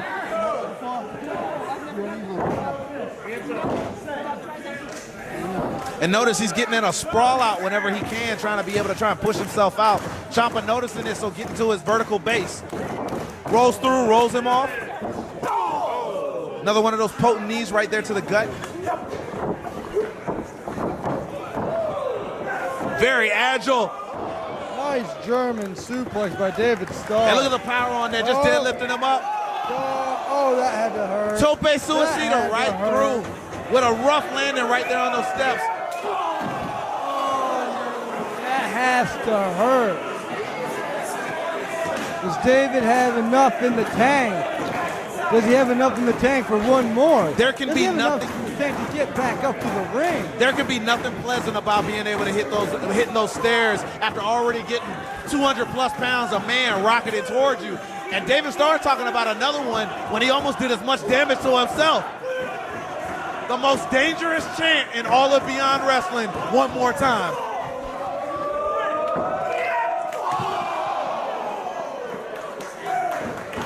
And that, my friends, the very definition of a suicide dive. Just going right over the top, throwing all caution to the wind, and throwing himself at Tommaso Ciampa. That makes the hat trick of 3 as he puts him back in the ring to put this thing away. Tommaso getting up slowly. And right now, I got to imagine Ciampa has got a huge target on his back, especially after going through the Cruiserweight Classic recently with WWE. So that's a little bit of spotlight. That's a little bit of action that people are trying to get in. If you could beat a man that was invited to that very select field, that's got to move you up on the bookings. That's got to put a little bit more money in your envelope, if you know what I mean. I definitely do, and I think everybody else does as well. Forearm chop, forearm. Big series, and David Starr is feeling it, slides through. Oh, big kick to the head. Absolutely, nobody strikes better than Ciampa. Oh, David Starr, oh! Grand buster to the knee right there, 1-2. Oh, near. Oh, how did Tommaso kick out of that? Referee being very adamant that that is a 2 count right there, no finish, because it was close. You know, this match started off kind of silly, but they're really going at it now. Absolutely. Because as I've had to come to find out, I mean, you can have your fun and games, but it's going to need to be something serious to put your man away. Ciampa trying to pull himself together. It's very rare I've seen him in this kind of position where he's not the aggressor in the match, especially with his type of style. I'm very interested to see what he does to try to fight his way back to the top of this match. David Starr following him out on the apron, and if something happens out here, that is indeed the hardest part of the ring. You don't want to take anything on here. Trapped arm German. And he's trying to hit that product placement. The product placement. Oh, big elbow. Oh, no, not the kryptonite crunch. Whoa, whoa, whoa. David Starr saves himself with that top rope chop. Oh, big shot right there. Oh, God, that's meaty right there. Did you hear the bass off of his chest? Oh. That one's sitting down, Tommaso. I'm going to be honest, if I was Ciampa and I fell on that rope like that, I probably would have let myself slip through on the rope. Would be safer on the inside of the ring at this point. Chop to the shoulder, probably trying to knock that shoulder up there real quick. Start letting them have it. Machine gun chops. Fully loaded clip.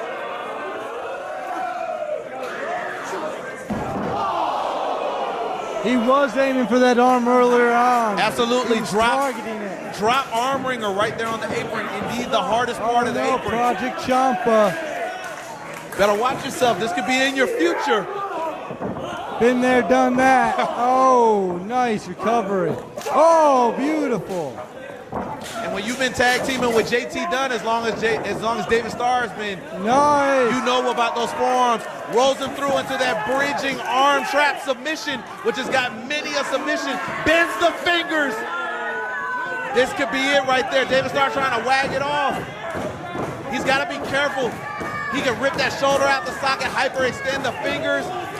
Oh, he got the ropes. Great ring awareness.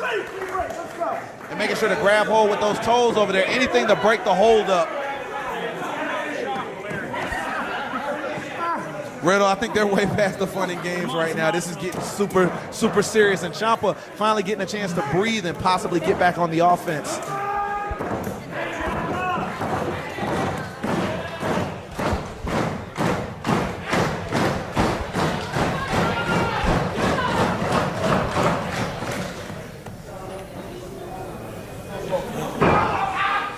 God, and you see that he's holding the ropes with that same injured arm, so it's hurting him just to be able to hold on to it. He's probably doing more damage trying to fight it. Here comes setting him up. And Ciampa, you can see the frustration on his face, making him pay for not doing what he wants. Reverses through. Nice. Roll Look through. at this elbow. Oh! That's what we call a club punch, ladies and gentlemen. Tommaso had no way of blocking that or being ready. When a for man that. spills your drink at the club, you catch him with something like that to the back of that head. Oh, product placement. Oh, to the back door. Fighting through it, schoolboy.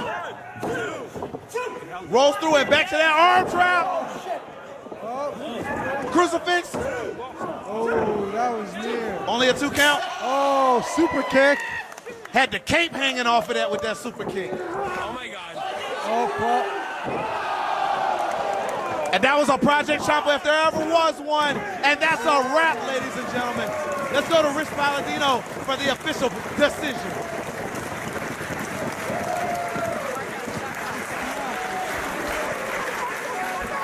Here's your winner, Psycho Killer, Tommaso Ciampa!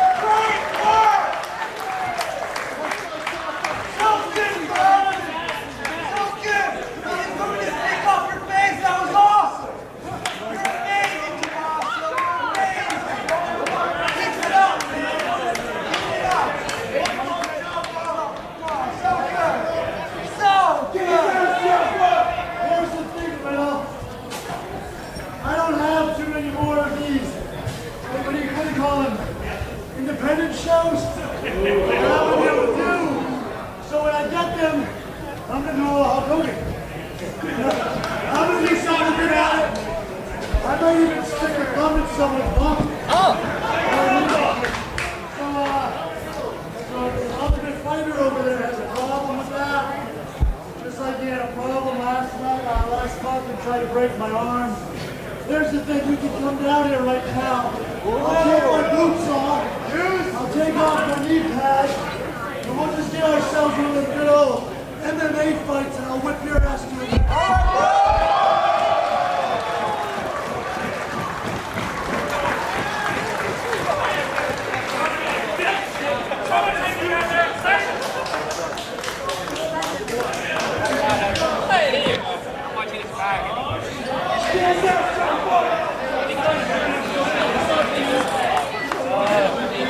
No, he's gone. He's in the ring.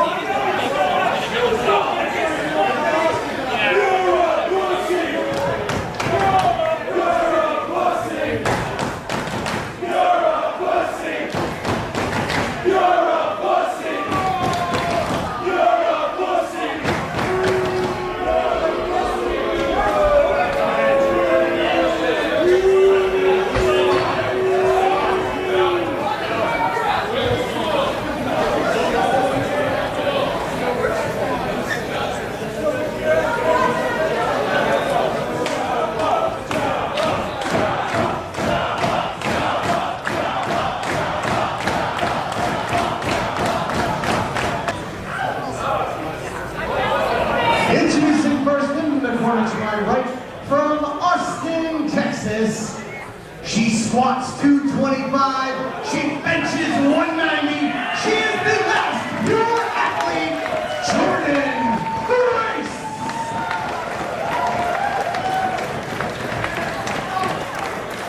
Her opponent to my left, she hails from New Bedford, Massachusetts. Representing the House of Truth, she's gingerlicious and oh so dangerously delicious. All hail Taylor Hendricks!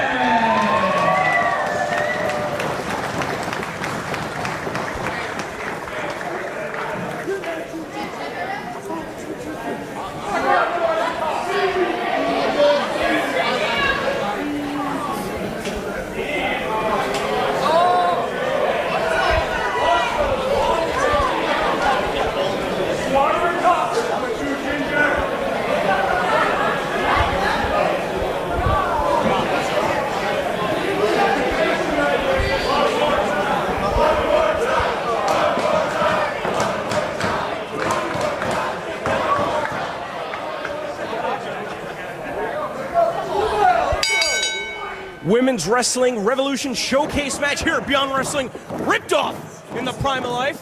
DC calling the match alongside Rachel Ellering. Thank you for joining us here today. Yeah, absolutely. Thanks for having me. I'm excited for this one. First time meeting between Jordan Grace and Taylor Hendricks. Taylor Hendricks, the New England native, and Jordan Grace, who has skyrocketed in popularity here in Beyond Wrestling ever since she made her debut back in January at the Dream Left Behind.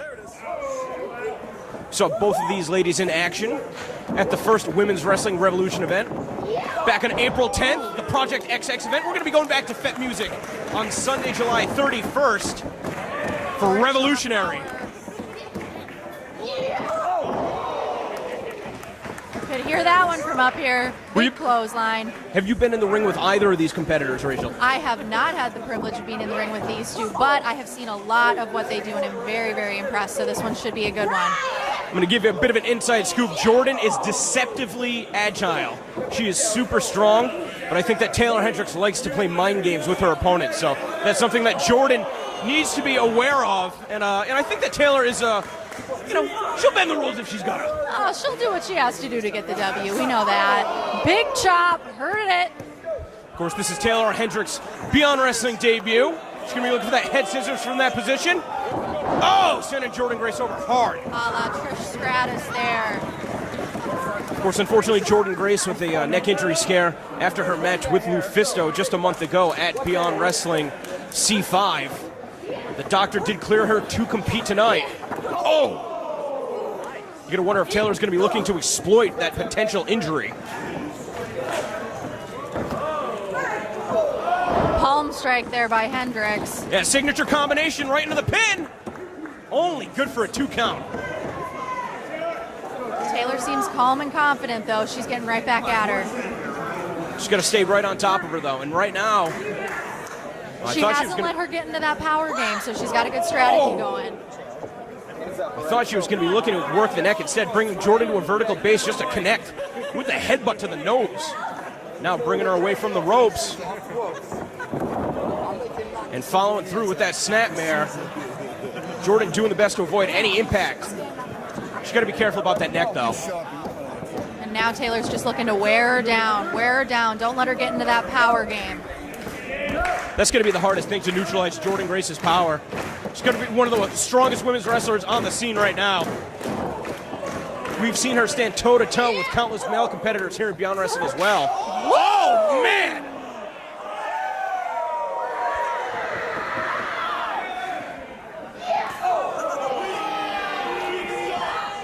And again with the headbutt.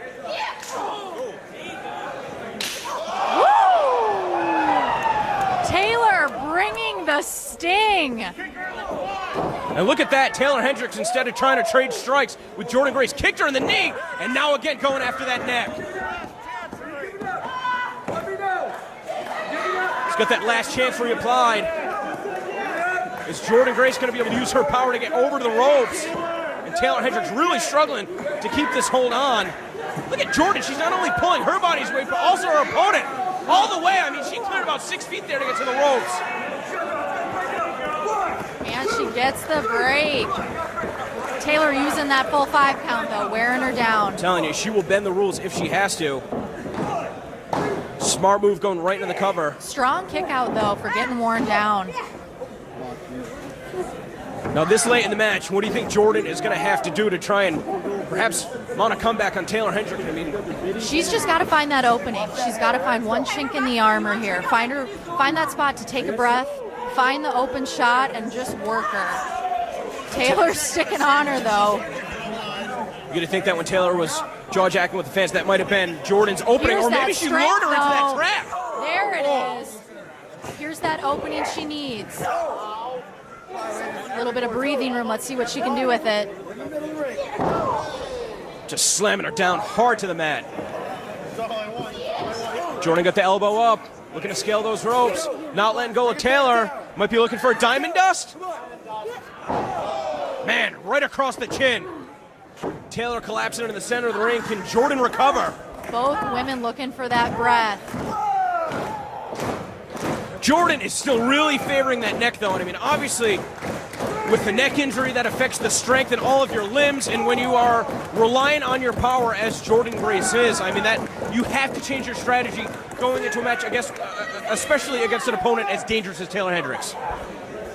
As we know, Jordan can be crafty, though. She can pull stuff out. It'll be... Oh, there we go. Just bum rush her into the corner. Knocking Taylor down. Taylor head first into the buckle. Doesn't even see what's coming. The double knee to the back of the head. Hey, he's the man. He makes the rules. Oh, just charging it. Get out of the way, ref. I'm on a mission. This is part of the intensity. This is why so many fans here at Beyond Wrestling have taken to Jordan Grace. There's that strength. Picks her up. Samoan drop. Planted her right in the center of the ring. Gonna hook the leg. Still only good for a 2 count. Gonna think that Jordan's gonna be starting to get frustrated too now. Especially knowing that Taylor Hendricks likes to play those mind games. You're gonna wonder if she's picked up on it. Taylor's still down in the middle of the ring here. I don't know if this is a smart decision on a Jordan Grace trying to scale to that top rope. Might be looking for a drop kick. Oh, and again bending the rules, sending the official into the Like ropes. you said earlier, Taylor will do whatever it takes. Going for it again. Jordan says no. Might be looking for a drop kick. Oh! There it is. Man, she knocked her inside out. Sends Taylor across the ring into the ropes. Give Taylor credit, she was pretty close to the ropes, but still managing to power out of that pinfall predicament. This match will continue. Just deadlifts her up. Think that was a mistake out of Jordan? She already had her opponent down. Turn the tables. Oh, wow. What a unique face buster right there out of Taylor Hendricks. Not going for that cover, though. I think that Taylor might be taking too much time trying to set up whatever. Oh, no, instead going back to that Going for neck. it again. She's got her in the center of the ring. Let's see if Jordan can find that strength again to drag her back.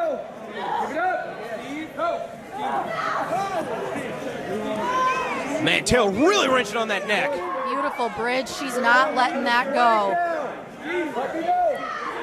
Jordan is super tough, but even still, live to fight another day. Wow. Wow, the flexibility on display. Kicked her right on the top of the head. Taylor's kicks can come out of nowhere, and she just proved that. Oh, I thought she knocked her out. Jordan with that resiliency, though, she's sticking in it. Taylor can't believe it. Look at that. Well, Taylor has to keep her sight on the task at hand. That's Jordan Grace. Do not argue with the official. You are allowing your opponent time to recover, time to get back up to a vertical base. These women are bringing it. Oh! I don't know about that. And now look at that tombstone pile driver.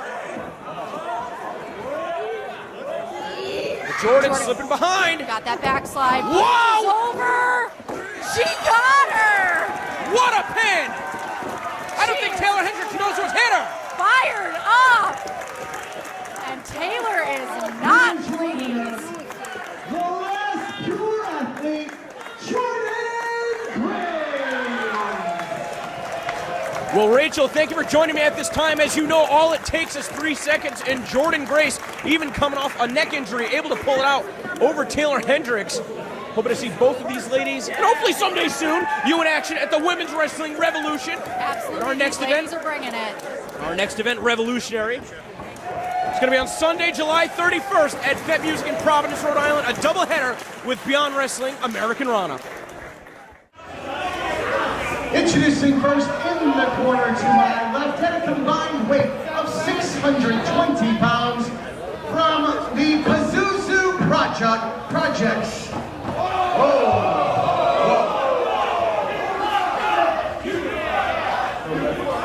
From the Pazuzu Projects, the Funky Monkey Angel Ortiz, the Nasty Assassin Mike Drastic, they are EYFBO!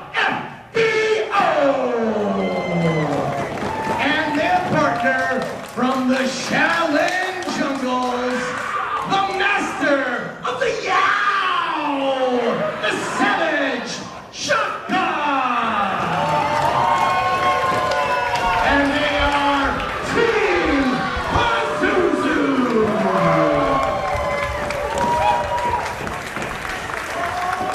Their opponents to my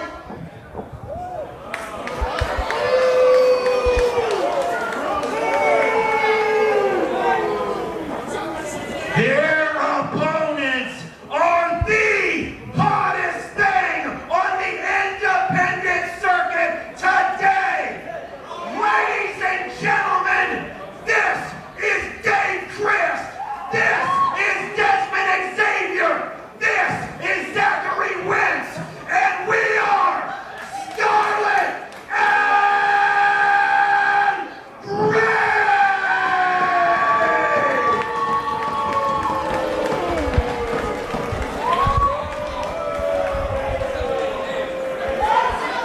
And this is their manager, Mr. J.T. Davidson.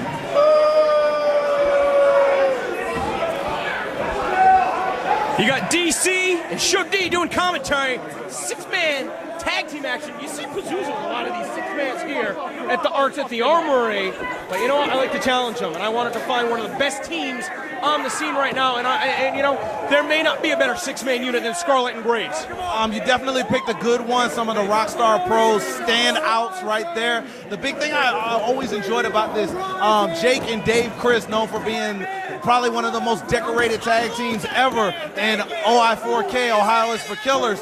And what they did was, Dave Chris, when Jake kind of went to the side, made a little splinter cell group. So now he's the leader of a group of his trainees, which is now Scarlett and Graves, and they're tearing it up in Rockstar Pro. They're tearing it up. I recently was on the same tournament with Desmond Xavier and my memory in my head. No, Desmond Xavier and Zachary Wentz. Actually, yes, they were both in the. Oh, and the dance. the dance antics, the kid and play on display right now. But yes, they were in the Super Indie tournament as well. These guys so young, so ready to get it. And I think this is going to be good. This is going to be reminiscent of them old Monday Nitro six-man tags where everything was happening at once, like those two Huracan Ranas right there. Well, you're going to wonder if there's some nerves at play. It's one of the biggest platforms that Scarlett and Graves has ever competed on. And you did say that they are students of Dave Christ, who has done virtually everything there is to do as an independent wrestler. And even before there was OI4K, there was the Irish Airborne. So absolutely. Lots of credit to Dave Christ for constantly reinventing himself through the years, and perhaps is going to be seeing the biggest spotlight of his career alongside Zachary Wentz, who just tagged himself in, and Desmond Xavier. And let's not forget, they've been tearing it up over there at the Combat Zone as well, too. But these guys, they're hungry, they're doing everything that they can, and they're trying to make a statement against the new and improved, the fun-loving, gotta love that entrance of the new Team Pazuzu. And right now, we got Jaka in the ring, rocking the super flashy Muay Thai shorts right now and looking to get it done with Mr. Zachary Wentz as he backs him up into the ropes. Well, Pazuzu has certainly had a change in attitude, although... Mike Drastic, you know, I've seen a lot of people calling him, what, Baby Kingston lately? He is just as miserable as Eddie Kingston. He's too young to be miserable. What is with all these miserable young vets right now in the business, man? We can't have that. Pro wrestling love, man. Bring the positivity back. Jaka with the back scratches and definitely not in a masseuse type style. I mean, talk about somebody that's reinvented themselves over the years. Looked like Zachary Wentz might have been going for a pin, but I think he laid that trap. Jaka perplexed, turning around, getting his foot stomped. Unprotected toes right there. That's always going to be a disadvantage with the right opponent. Coming through, got the headlock locked on. Jaka running him off with speed. Looking up, shoulder tackle, and Zachary Wentz putting the swag on display as he goes up and over. Big hop up by Jaka. So agile for his stocky size right there. Don't be fooled. He is just moving with the cruiserweights right now. This is going to be a good one. I'm feeling this right now, and I think they're in their zone. I think Pazuzu is wrestling circles around the rookies, but we've yet to see Dave Christ get into the match, and I got to think that's by design. I would like to think JT Davison and Dave Christ are the offensive coordinators basically on this. They're making sure that they're staying on top of their boys. Rolls through with the snapmare, big kick right there, pop up, moonsault right there, chest to chest, and you got to love it. Perhaps I spoke too soon. Jaka cowering in the corner, trying to bring in Angel Ortiz. And now we get Big Daddy of Scarlett and Graves, Dave Christ. And you know, I feel like Dave Christ doesn't get enough credit for some of the wild matches he's had, some of the daredevil antics that he pulls off. Like, I feel like he's still, even with all this time that he's put in the business, is so underrated when it comes to the crazy stuff he can pull. He had a ladder match with AR Fox, the one that actually where Fox pulled the Wire TV championship out of this freaking world.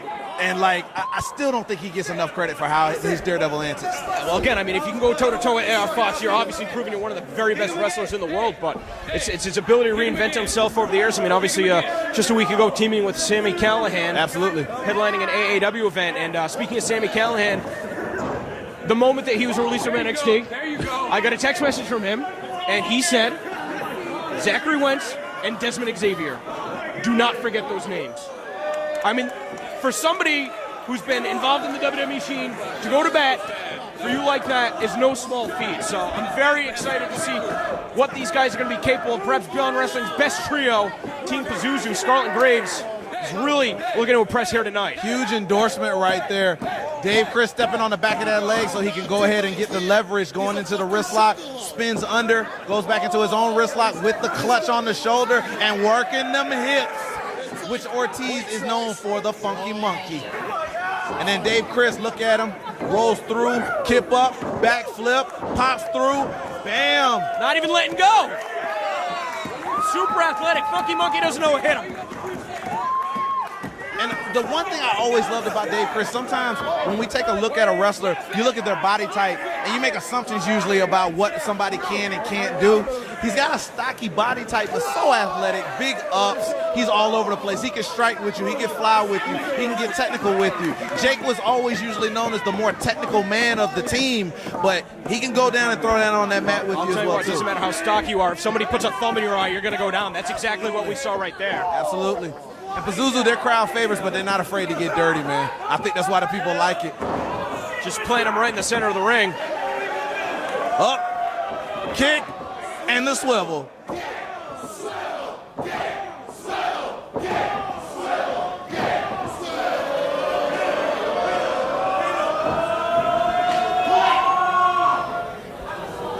Well, Dave Chris not standing for it. Oh. So somebody must have not given him the Iggy about his spot. That's the second time that's happened tonight. Might be studying his tapes. Right now he's studying a boot to the face. Big leg lariat, and then there's the fall down splash like a big tree fall right there. Alluding to David Starr's match earlier tonight, the influence of Johnny Cochran on these Beyond Wrestling events. Oh my God, did you see the bridge out? Dave Chris just went ahead and did on that, and then went ahead into an Oklahoma roll of his own.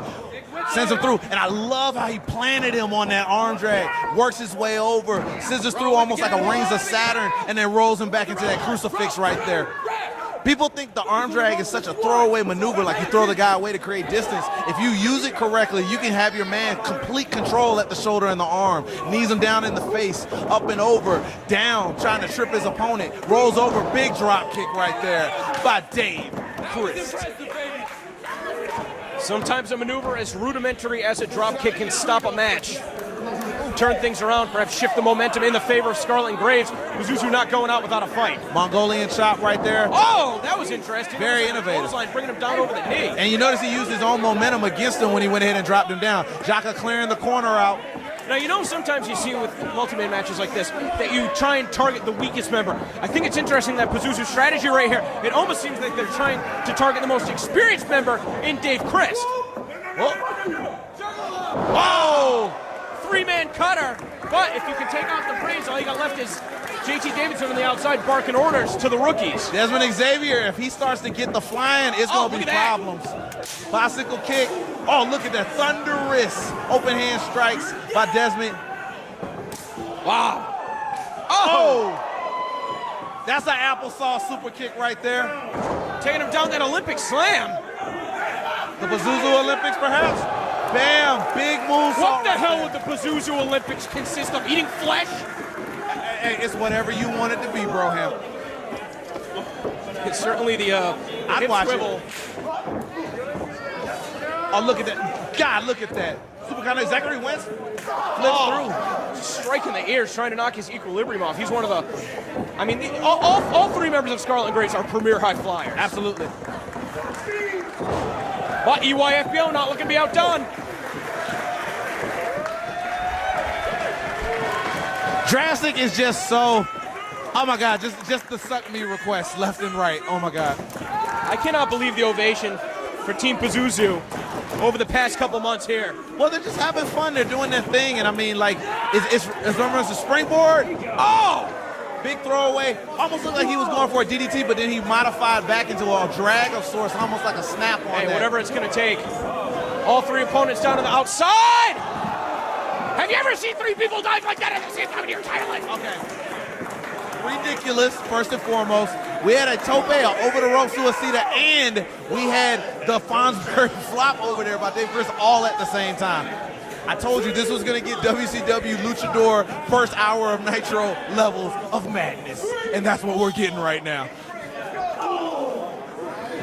What do you think? What's Pazuzu's, I should say Scarlett and Graves' best strategy to keep Pazuzu isolated on the floor? Honestly, I think that they need to go for that daredevil offense because Pazuzu, they have some very flashy and crushing offense, but I think once Scarlett and Graves gets going and they start really showing that daredevil super high-flying offense that they got, I don't think they're going to be able to handle it. They gotta get the pace of this match and really bust out the stuff that's been making them so successful everywhere that they've been going. Dave Chris, the most experienced member of this contest, well over a decade of wrestling experience. Shared many a locker room with Dave Chris. He's a wild man. I always jokes around about retiring, but it seems like he's getting better and stronger every year. Ooh, coming in hot with that knee. Pazuzu trying their best to get to their corner. Very smart, rolls him through. He notices he didn't have much pepper to be able to kick, so he just wanted to head and go for the cover. And like the big thing that I'm big on about covers is the fact that it takes energy to kick out. You want to wear your man out because eventually you cover him enough, it's got to end up in your direction.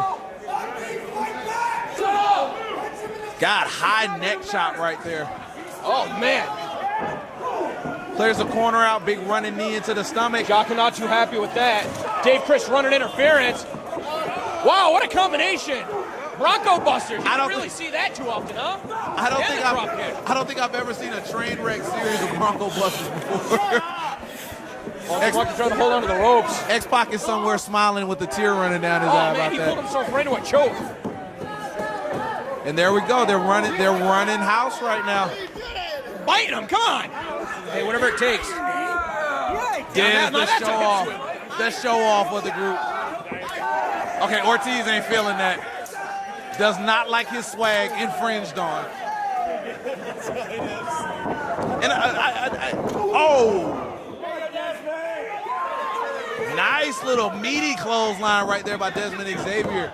And I gotta ask you on this as far as it goes, because again, at Beyond Wrestling, since we don't have titles, that number 1 spot, or as Ciampa likes to joke around about, the number 2 spot can be very coveted. So after their win over the Hit Squad, I think it's safe to say EYFBO, they're sitting on pretty much the ace spot of the tag division now. We don't have titles, but we have tournaments. Absolutely. The Hit Squad. So you feel it's based off of the tournament? I do feel a lot of it is based off the tournament. And I mean, the Hit Squad was victorious at Tournament for Tomorrow 4, as was Brian Fury. And I mean, with EYFBO, their storied history. With the Hit Squad, I think that when they were finally able to defeat them, oh my God! No freaking way! Pop off assisted Falcon Arrow, which then goes over into a push-off moonsault over top. Don't even try calling it, all right? That's one for the highlight reels, That's all the right? Tony Hawk Pro Skater stuff I was telling you about, bro. I think that Scarlet Graves getting a little too cute. I have never seen somebody readjusted in air by their partner when it comes to a high-flying Over maneuver. their other partner onto their opponent. Absolutely. But that's the kind of stuff they like to Somebody bust. get that clip in a sports center. Going crazy, forearms and chops, giving them the flurry. Probably payback for earlier. I think Desmond Xavier, I mean, is he one of the better strikers on this team? Definitely, I think he gets. I think his striking gets underrated just due to the fact that his high flying is so good. But you got to look at that meaty build on him. He's very lean, so that means there's a lot of hard muscle right there. So when he hits, he's coming with the thunder. Runs him through. Wasn't there when no water in the pool when he was trying to give him what he was giving earlier because he was tired. That's the experience of Pazuzu stuff. So they know these guys are rookies, and they're luring them into traps that are paying off. Now we're seeing the comeback here. Assisted rope schoolboy right there. Kicks, throws him into his partner, runs off. Neck breaker. And DDTs his own partner off the momentum on that. Again, the inexperience there to think on your feet, get out of that situation. Instead, you got 2 for the price of 1. Now Ortiz needs to go ahead and take advantage of the tag on this one. Okay, whatever gets you to the corner, Ortiz. I think he's about to get the mat pregnant. Instead, he got Jaka. With the psychosis in the corner, double drop kick right there. WCW 6-man. Hey, bro, that was my stuff. That was my jam.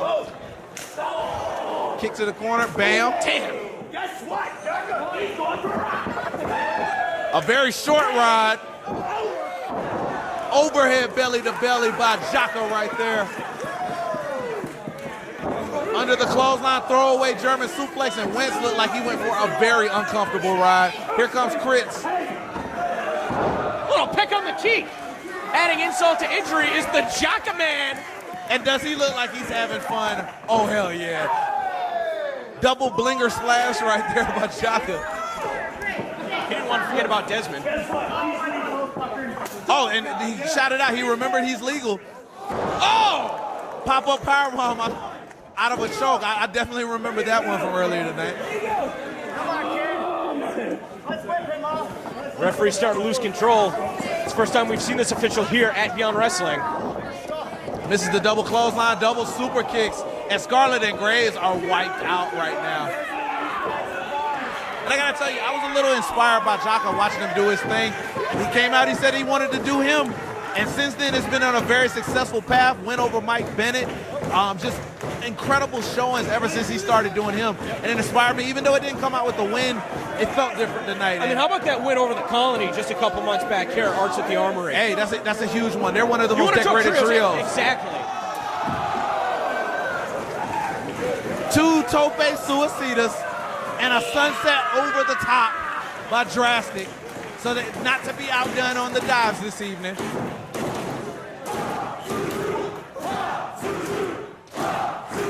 God, it's almost like a cult-like chant right now for Pazuzu. They're hot right now. Arts at the Armory, they're feeling it right now, and they rolled the head of the snake back in. Dave Chris stops him short, pop up with that springboard. Wow, he caught him! Damn, man, hit him with the brain buster. Talk about putting on the brakes. And you saw Dave Chris tried to swing through, so he had to stop the momentum to even get that brain buster. Incredible strength. Forearm flurry by Wentz. Short enziguri. Good one, Drastic. Hey, it'll stop you short. Doesn't matter who you are. A lot of leeway from the official here tonight. Well, I would think he's trying to be a little bit more relaxed because he's wanting this. These people want to. Oh! How do you walk into a Canadian destroyer? Just use his own momentum against him. Was not expecting that. Unreal. Snap that thing off. Jaka trying to avenge Drastic right now.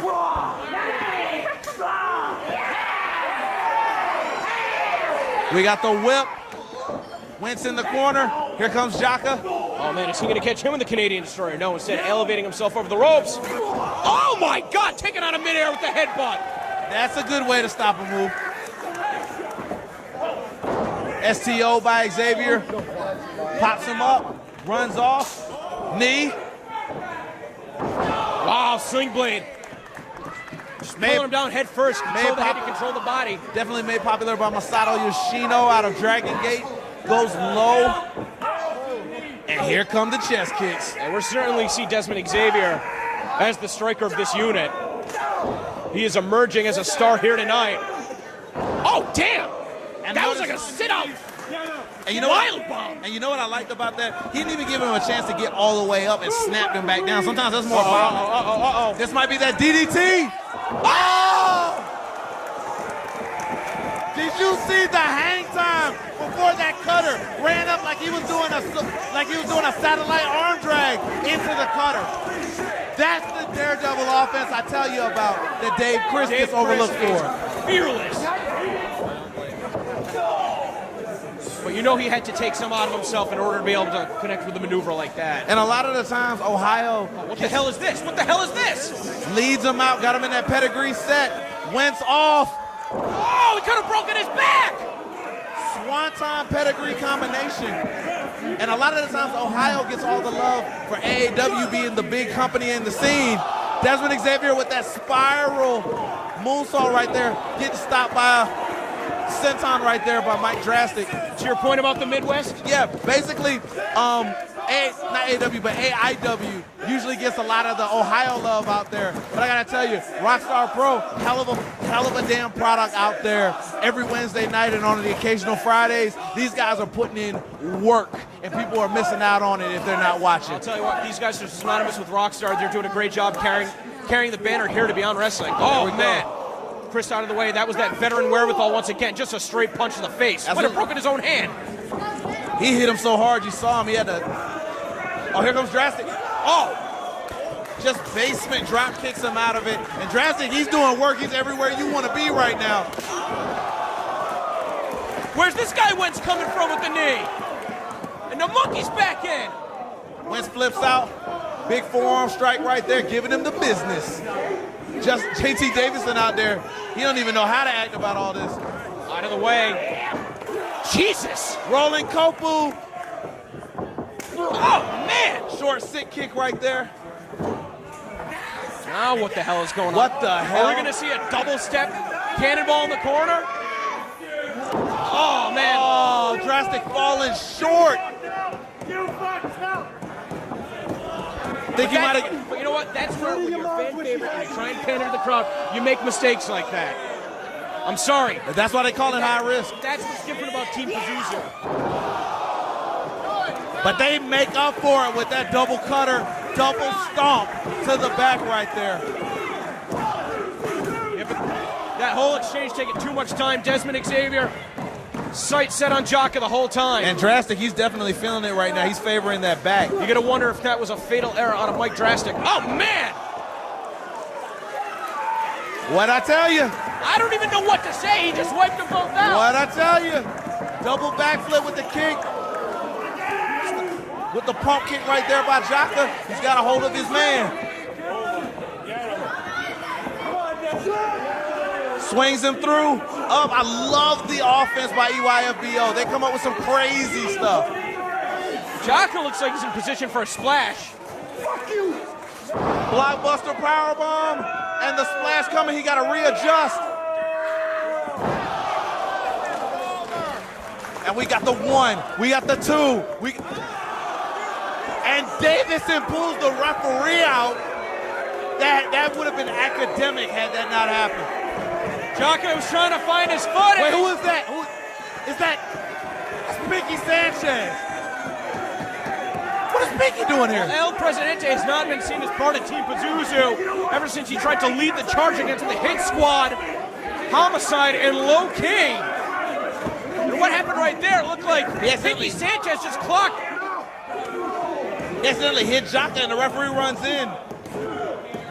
And Scarlett and Graves steals a big upset over Team Pazuzu. Let's go to Rich Palladino for the official decision.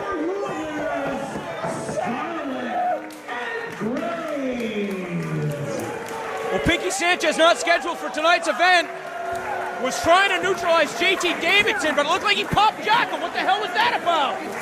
Dude, Pinky got some splaining to do. You gotta assume he thought that it was either Zachary Wentz or Desmond Xavier behind him. I mean, just getting caught up in the moment. Jaka grabbed him by the hair. I mean, you know, a fighter's instinct to try and break that hold, but he just popped Jaka in the face. And by virtue of that, he rolls on to be able to give Scarlett and Graves not only a debut victory, but a huge victory. And check this crowd out. Well, you're going to think that that's one of the biggest victories, one of the biggest upsets as far as a debut in Beyond Wrestling history. I mean, I can't say that these guys are accustomed to wrestling in front of a crowd like this, where the fans are right up to ringside. That can throw you off your strategy. But now El Presidente stands alone face-to-face with Jaka. And Jaka is livid. You don't see the smile etched on his face right now. None of that fun-loving juking and jiving, do you? I mean, he basically broke his streak, man. They had a hot streak going, and now he's the cause of them losing. That's an embarrassing loss, losing to a group that just came in. Certainly a tough pill to swallow as Pinky Sanchez trying to explain himself. Pinky Sanchez is a man without a country right now, and it's a sad thing to see. Jaka said he's got nothing to say to Pinky Sanchez. Tough loss for Team Pazuzu. Give the assist to Pinky Sanchez.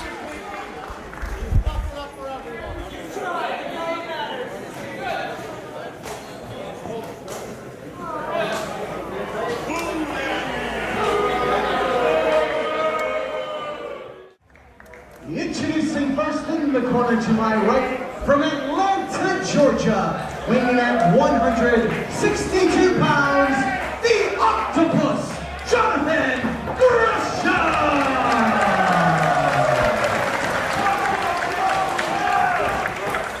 His opponent to my left, from the Isle of Sheppey, Kent, England, weighing in at 13.5 stone, the technical wizard, Zack Sabre Jr.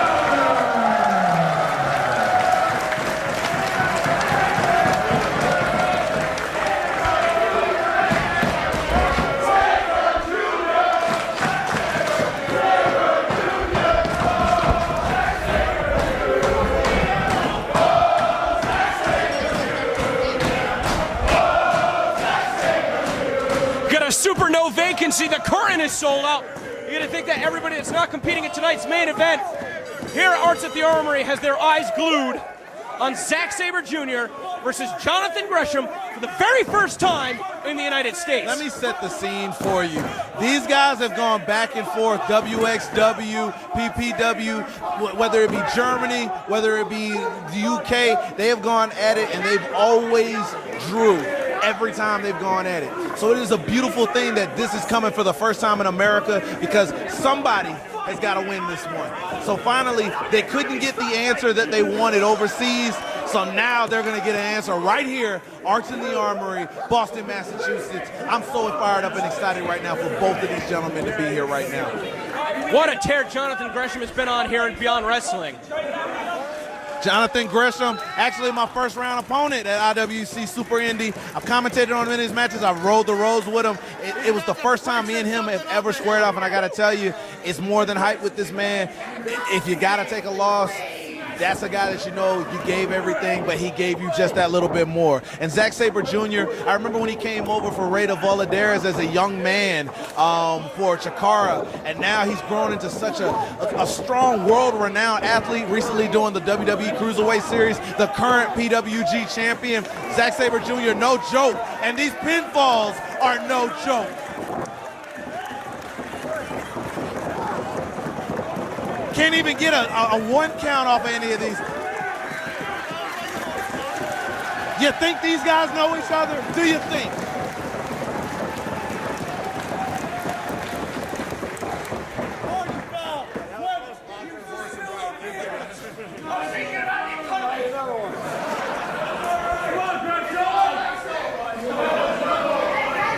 Now, the other thing I think that makes this such an interesting matchup for Jonathan Gresham is the fact that Gresham, as I like to talk about, is a diamond in the rough style of wrestling.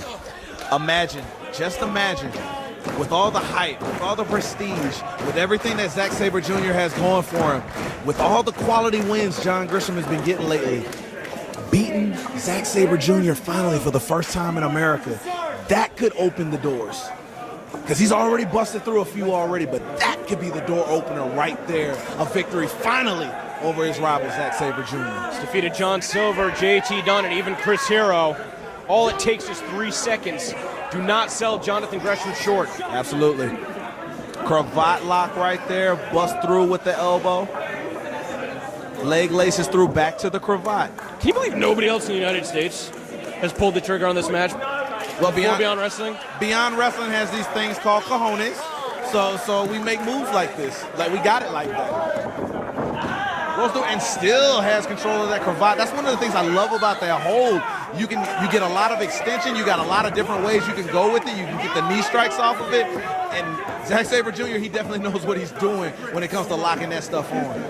You know what I think it is that Zack Sabre Jr. has wrestled anywhere that is everywhere. Absolutely. In the United States. And Jonathan Gresham has competed in a number of different... Look at this. Oh, okay, I'm sorry. There was a crucifix counter. Like, never mind me. What is going on in the And ring? look at that bridge, still holding it. Gresham allowing for the clean break. Oh, yeah, and these men definitely don't both respect each other. I mean, in a more heated rivalry, I'm sure he would have stomped the chest or something to that effect, but that's what I love about these guys. Like, they've gone at it so many times, but they also show the respect. This really, really, really reminds me of how that world of sports style used to be when it comes down to it. It's not about hurting the other guy. It's just showing them that you have the better technical acumen.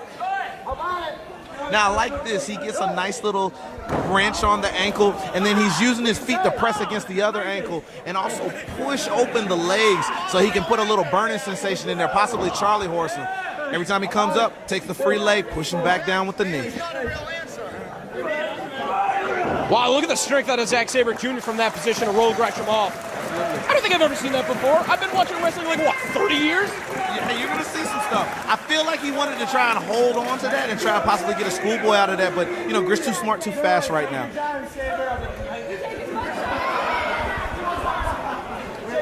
And this crowd's so respectful, just all eyes on what's going on. Well, that's the Beyond Wrestling crowd. Everybody thinks that they have the best fans. I know that we have the best fans, Absolutely. all right? And that's why it's such a, this is a very, very important match for Beyond Wrestling, for us as an organization, for our fans, for the other wrestlers here. I think, getting back to the point I was trying to make earlier, I mean, Zack Sabre Jr. has almost kind of surpassed Jonathan Gresham in terms of his exposure in the United States. And I think that's one of the reasons. I mean, we know that Jonathan Gresham has been on a tear in Beyond Wrestling, but I think it's something that the rest of the wrestling industry is still yet to find out. I mean, Is it really too far off to see somebody like Jonathan Gresham with a full-time spot in Evolve or Pro Wrestling Guerrilla or even AAW? It's strange, like by the end of the year or early 2017, you would think that a win over Zack Sabre Jr.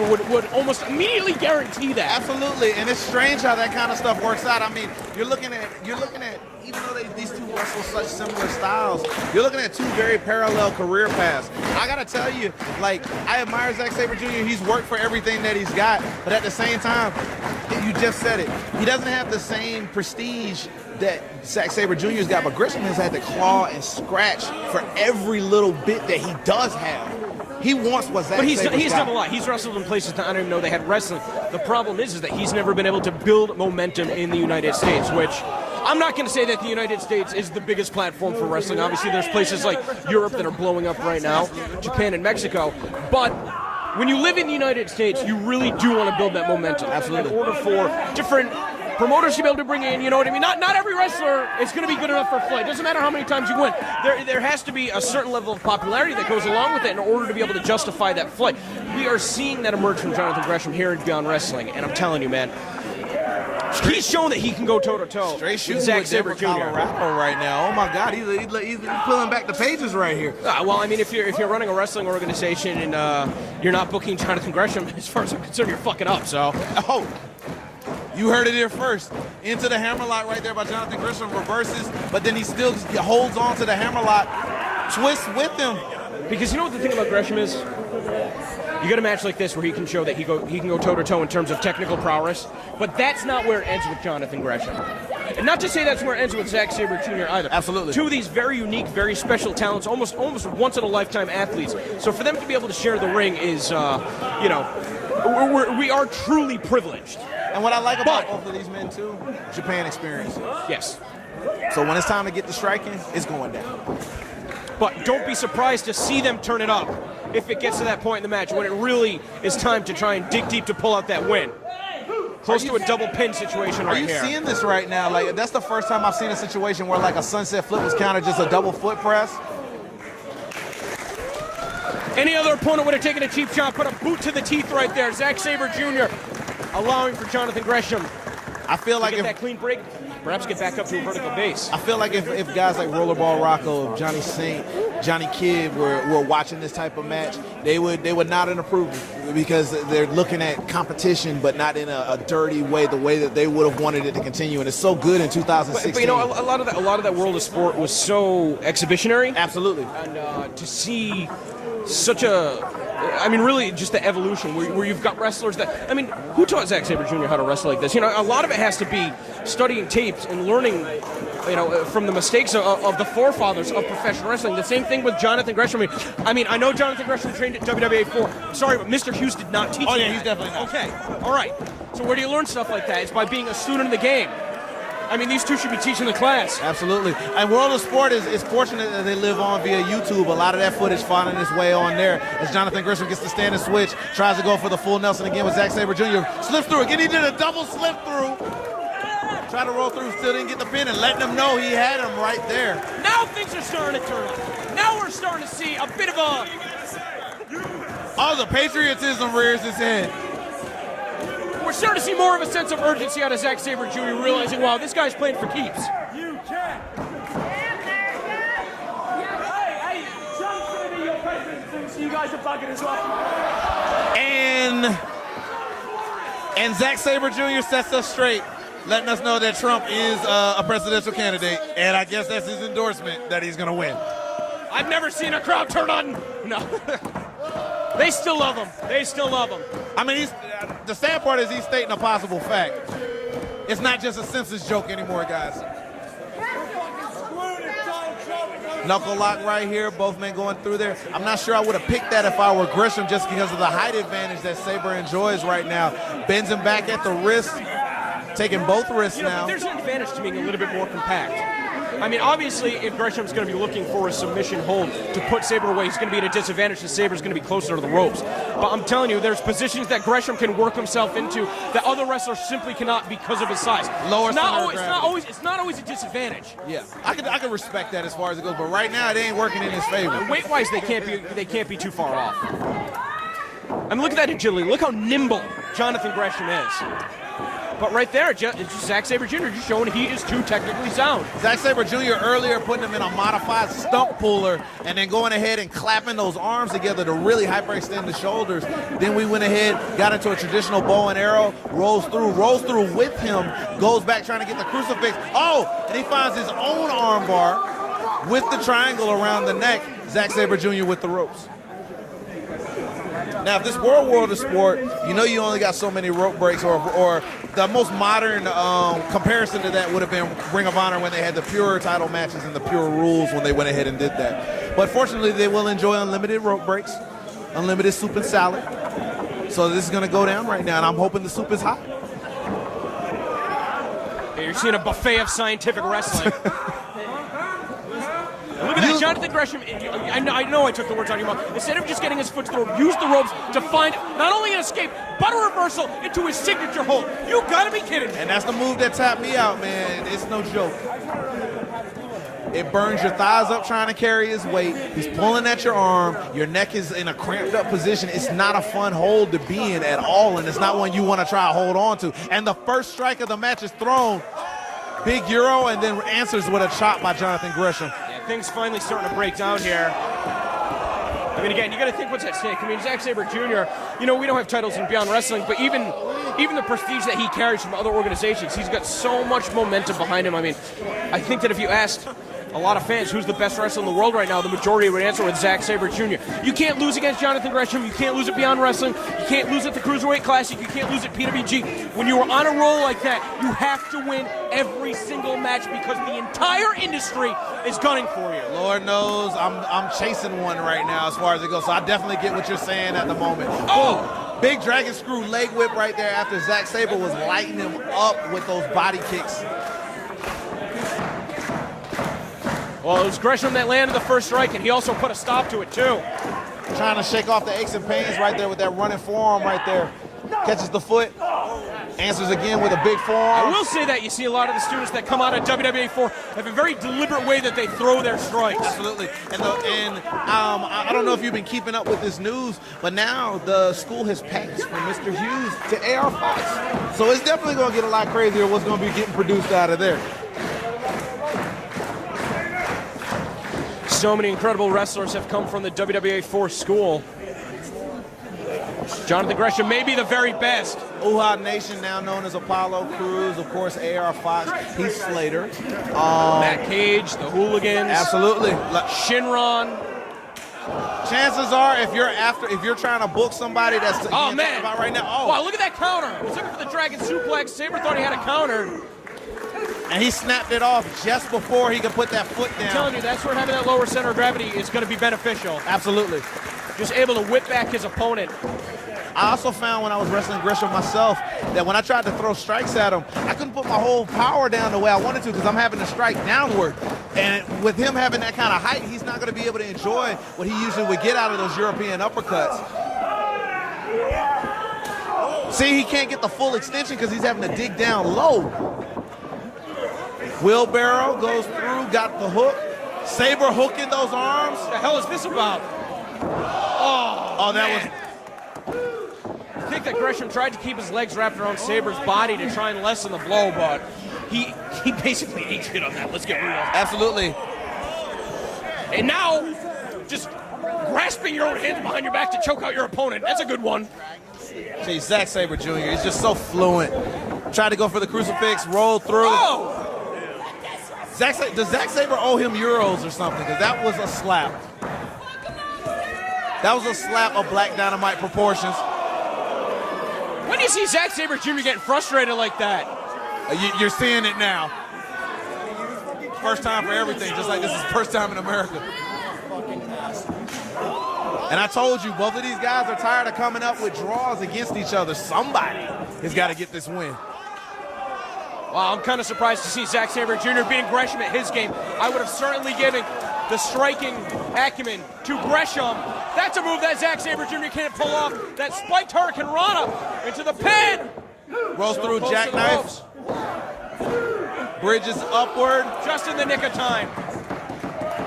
Looked like he was going for the backslide, but stopped with that wrist lock, takes him down, rides it out. La Magistral Cradle, no count. Penalty kick. 1, 2, 3. You gotta believe it was good, Daddy. If that was a World Cup kick, you best believe there would have been some points behind that. And both of these men looking at each other almost in a disbelief. Remember, I told you, their contests before were a little bit more technically sound. It's so heated because they know what's on the line. It's different now. Runs through, catches him with the Euro, passes him by. Throwaway German suplex. Pump kick. Tries to fight in spirit again with that Euro. Oh, man, just walloped him. Gresham, get over there. You got to get that lateral press. You got to get the coverage across the shoulders. And Sabre just rolling away. And where I come from, that lariat is known as a mollywop, bruh.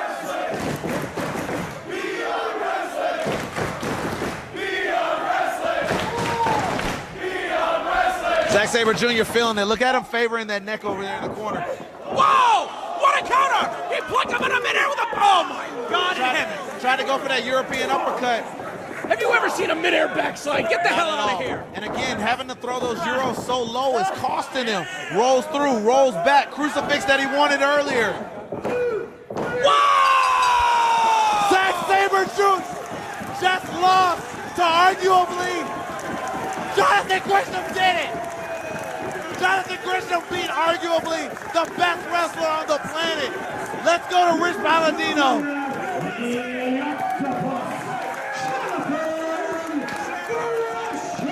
After match of draws overseas, he comes to America and pins the best technical wrestler on the planet. Zack Sabre Jr., Jonathan Gresham, ladies and gentlemen, has arrived. Grueling schedule for Zack Sabre Jr. coming into this match. That is absolutely no excuse. Jonathan Gresham was the better man here tonight. Zack Sabre Jr. checking with the official. The official saying it was definitely a 3 count. I mean, it was clear as day to me as well. Well, Zack Sabre Jr.'s got something to say. A bit uncharacteristic, don't you think? You cheeky wanker, Gresham. I don't think I've ever seen that one before. Nice one. So, Oi, yeah.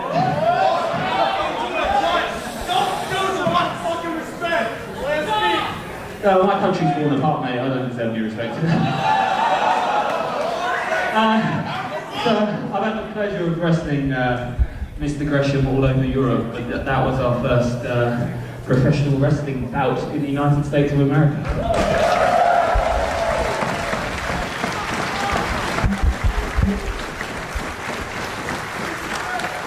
I've been trying hard to have this match for a long time, so initially I'm obviously pleased we got to do it, but Gresham, you devious, tricky bastard. I was thinking that I'd come back in a couple of weeks, actually, on the 17th of July. And if you'd be ever so kind, my friend, wouldn't it be jolly good to have another match?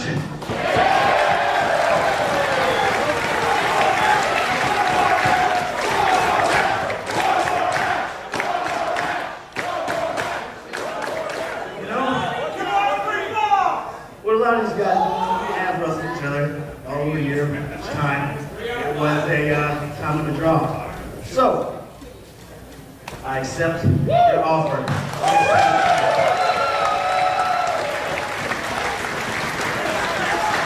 But, remember, Mr. Sabre, when I beat you again, I put down the technical wisdom. You're on, sweetheart. See you later.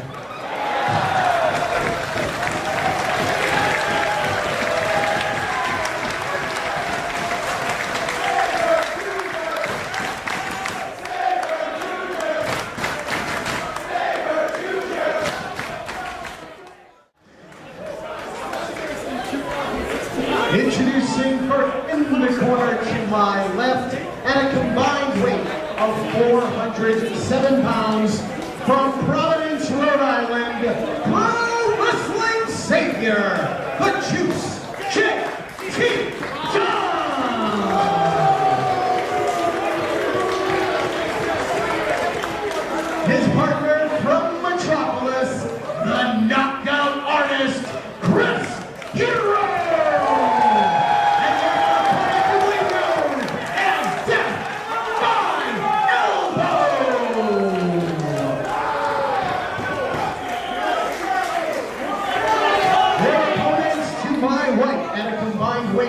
of 500 pounds. First, from Killer Hills, 10304, Dirty Daddy, Chris Dickinson.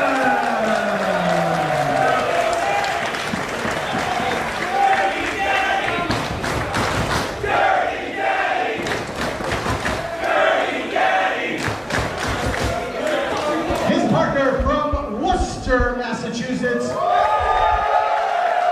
feast your eyes on Donovan Dijak.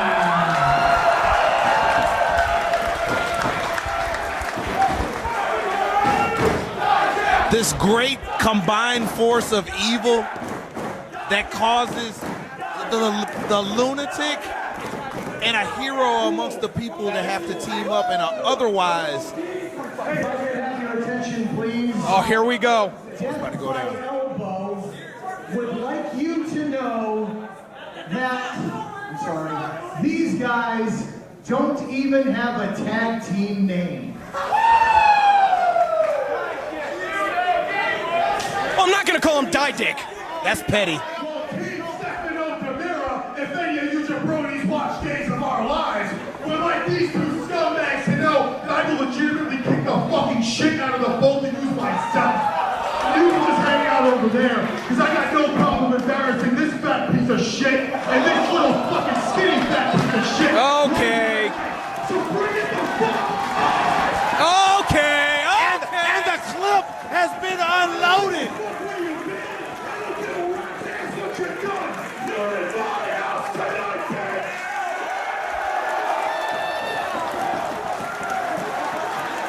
Dijak didn't even need to get in on that. I think everything's been said. I'd say this has escalated quickly. As I was saying, this is the kind of plot that comes out of a 1980s action movie. You got the insurmountable evil that's so big that the lunatic. You better bite your tongue. You better bite your tongue. Hey, look, he's just gonna have to beat me up for it later. And the man and the people have to join together in an otherwise just would never happen in the history of the world circumstance to be able to fight this great evil. This is gonna be sick. That's what I can say. And it's been a top to bottom awesome show tonight. Yeah, but how many times have we had JT Dunn ruin our top to bottom awesome shows? This is true. But right now he's in the main event spot, so technically he got what he wanted. He's in the main event. He did get what he wanted, and sometimes the squeaky wheel gets the grease. But also, let's not forget the old adage: be careful what you wish for. Because if you're getting it and it's in the form of Chris Dickinson, that's not what I want. But Dickinson doesn't want JT. Dickinson wants Hero. Hero laid him out with one strike. We were on the verge of having an instant classic. JT Dunn stuck his nose where it did not belong between the Chris Dickinson Donovan Dijak match to determine who was the ace of Beyond Wrestling. And it seemed like Chris Hero was going to come to talk some sense into JT Dunn, and instead he knocked out the Dirty Daddy with one of his signature rolling elbows, and Dickinson has not lived that moment down. Absolutely. So Dickinson has kicked JT Dunn's ass before. Whether he can beat him here tonight is a different story, but Dickinson has never been in the ring with Chris Hero. That's a very technical way of putting that, but yes, that's about what happened. Dickinson made it, I would say, extremely personal over the past couple days. Absolutely. If you've been following him on social media, he's had some not so nice posts about both of these men. And right now, and the hits keep coming. Dickinson is in do not give a fuck mode right now. Absolutely. Whatever it was that used to censor the words coming out of his mouth is gone. I got mine to death. And Dijak, he politely, well, as polite as he could be in that tirade over there, told Dijak to just sit on the apron and he was going to go ahead and take care of this. Well, I mean, there's certainly no love lost between Chris Dickinson and Donovan Dijak. Absolutely not. Now, it was Chris Dickinson that attacked Donovan Dijak alongside Sami Callihan, who was posing as Pinky Sanchez. It seemed like they were going to be doing more damage to Kimberly. Now, this is going to be a very interesting setup as well as it goes through, because naturally you want to give the advantage to Death by Elbow. They've been the more established team. They know what's going on. They already have the chemistry. Dijak and Dickinson have to build chemistry in one night. And neither one of them want to lose to either one of those guys across the ring from them. But, oh, God.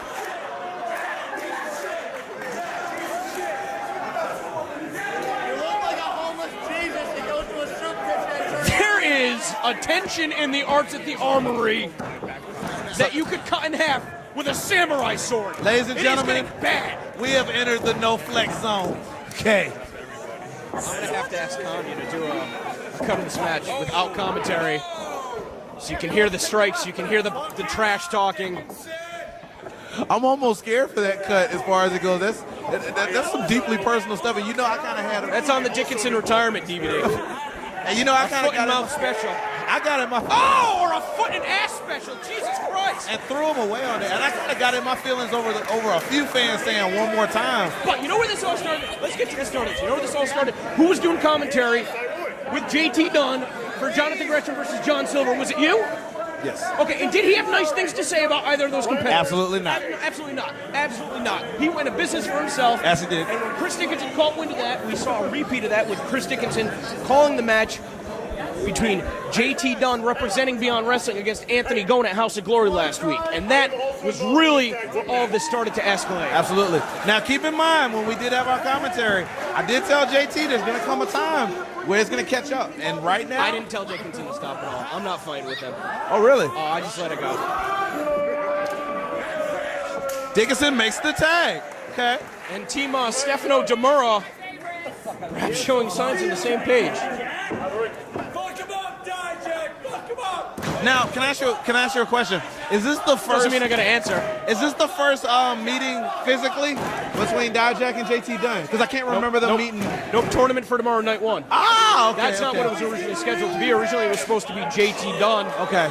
Teaming with Kimberly in the tournament for tomorrow, subbed out with Shinron, and that had a lot to do with what Joey Janela had going on. Absolutely, so that whole card was a mess. But that was when Donovan Dijak ran the Death by Elbow gauntlet, defeating both members of Death by Elbow in consecutive matches on back-to-back nights. Extremely impressive. So it might be Dickinson saying that he doesn't need Donovan Dijak to get it done, but we might see Donovan Dijak be able to beat Death by Elbow 2-on-1. Then again, what am I talking about? Death by Elbow is one of the premier tag teams on the scene right now. Absolutely. They've got a match coming up, a rematch with the Young Bucks at PWG 2 nights before American Raw 16. Man, I wonder where they got that idea from. Well, yeah, don't talk shit. Don't talk shit in that direction. It's all love. Don't talk shit in that direction because then you get Yakuza kicked off the apron. Reseda, right? it's all love, baby. That's it's all your love. receipt, right?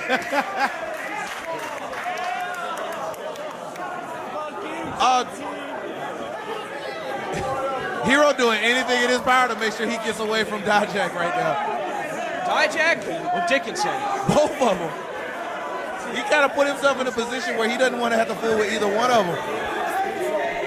And he's waiting for Malonis to back up Dijak so he can get back to work. I have it on good authority that Death by Elbow has some incredible opportunities coming up in the next couple months. I'll leave it up to the respective promotions to announce their debuts. Absolutely.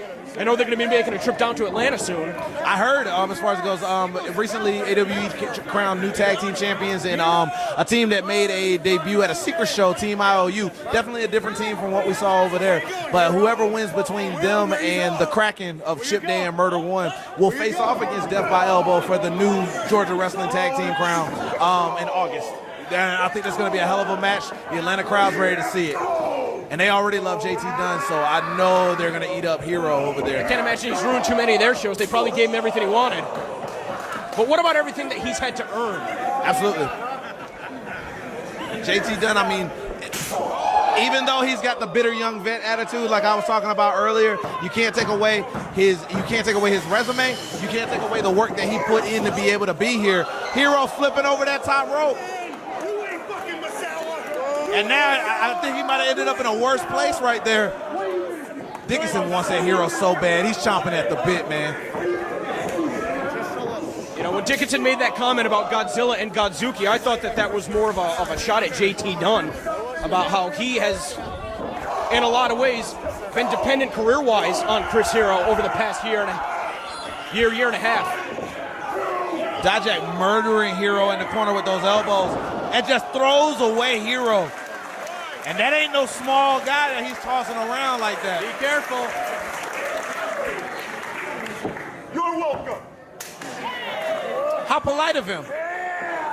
Is there a possibility that these two might, I don't know, actually create this thing? If they can get past death by elbow, then I think in American Rana we can see for once and for all who's the better of these two competitors, Donovan Dijak and Chris Dickinson. I think that's what they are going to be working towards tonight, getting their enemies out of the way so that they can clear a path for each other. And at this very moment, we are witnessing history, the very first time that Chris Dickinson and Chris Hero have shared a professional wrestling ring. I knew there had to be a first in this match, so that was the first. That's as far the as first it goes on match. there. And Dickinson giving Hero the business. And this is a very interesting contest because both of these men can strike like a motherfucker. So this is going to be a real one right here. This is kind of a bad idea. I think I might get headed back to Providence.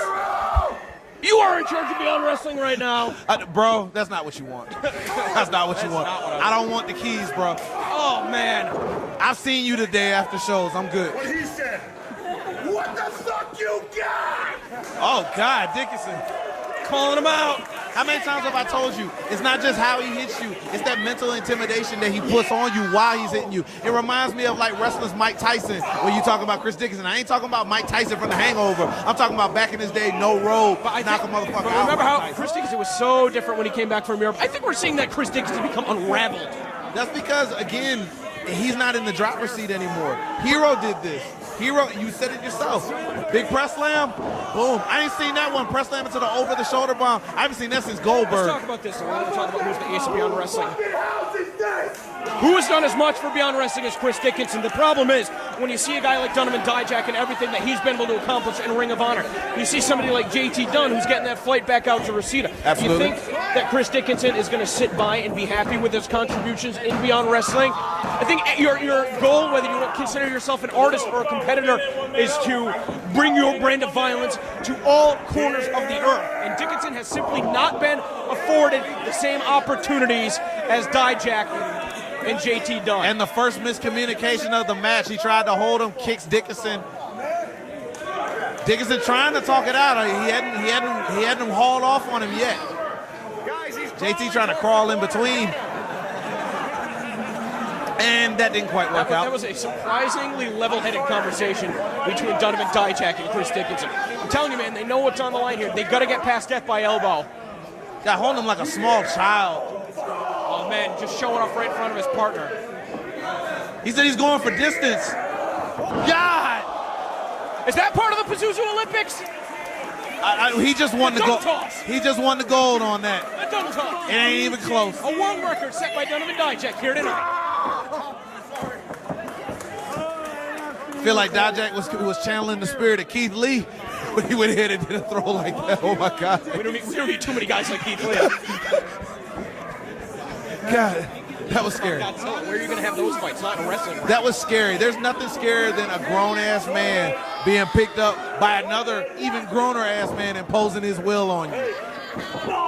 Slips out from what looked like a Pazuzu bomb attempt, picks him back up, wild bomb right there in the center. Dunn has had this beating coming for a while.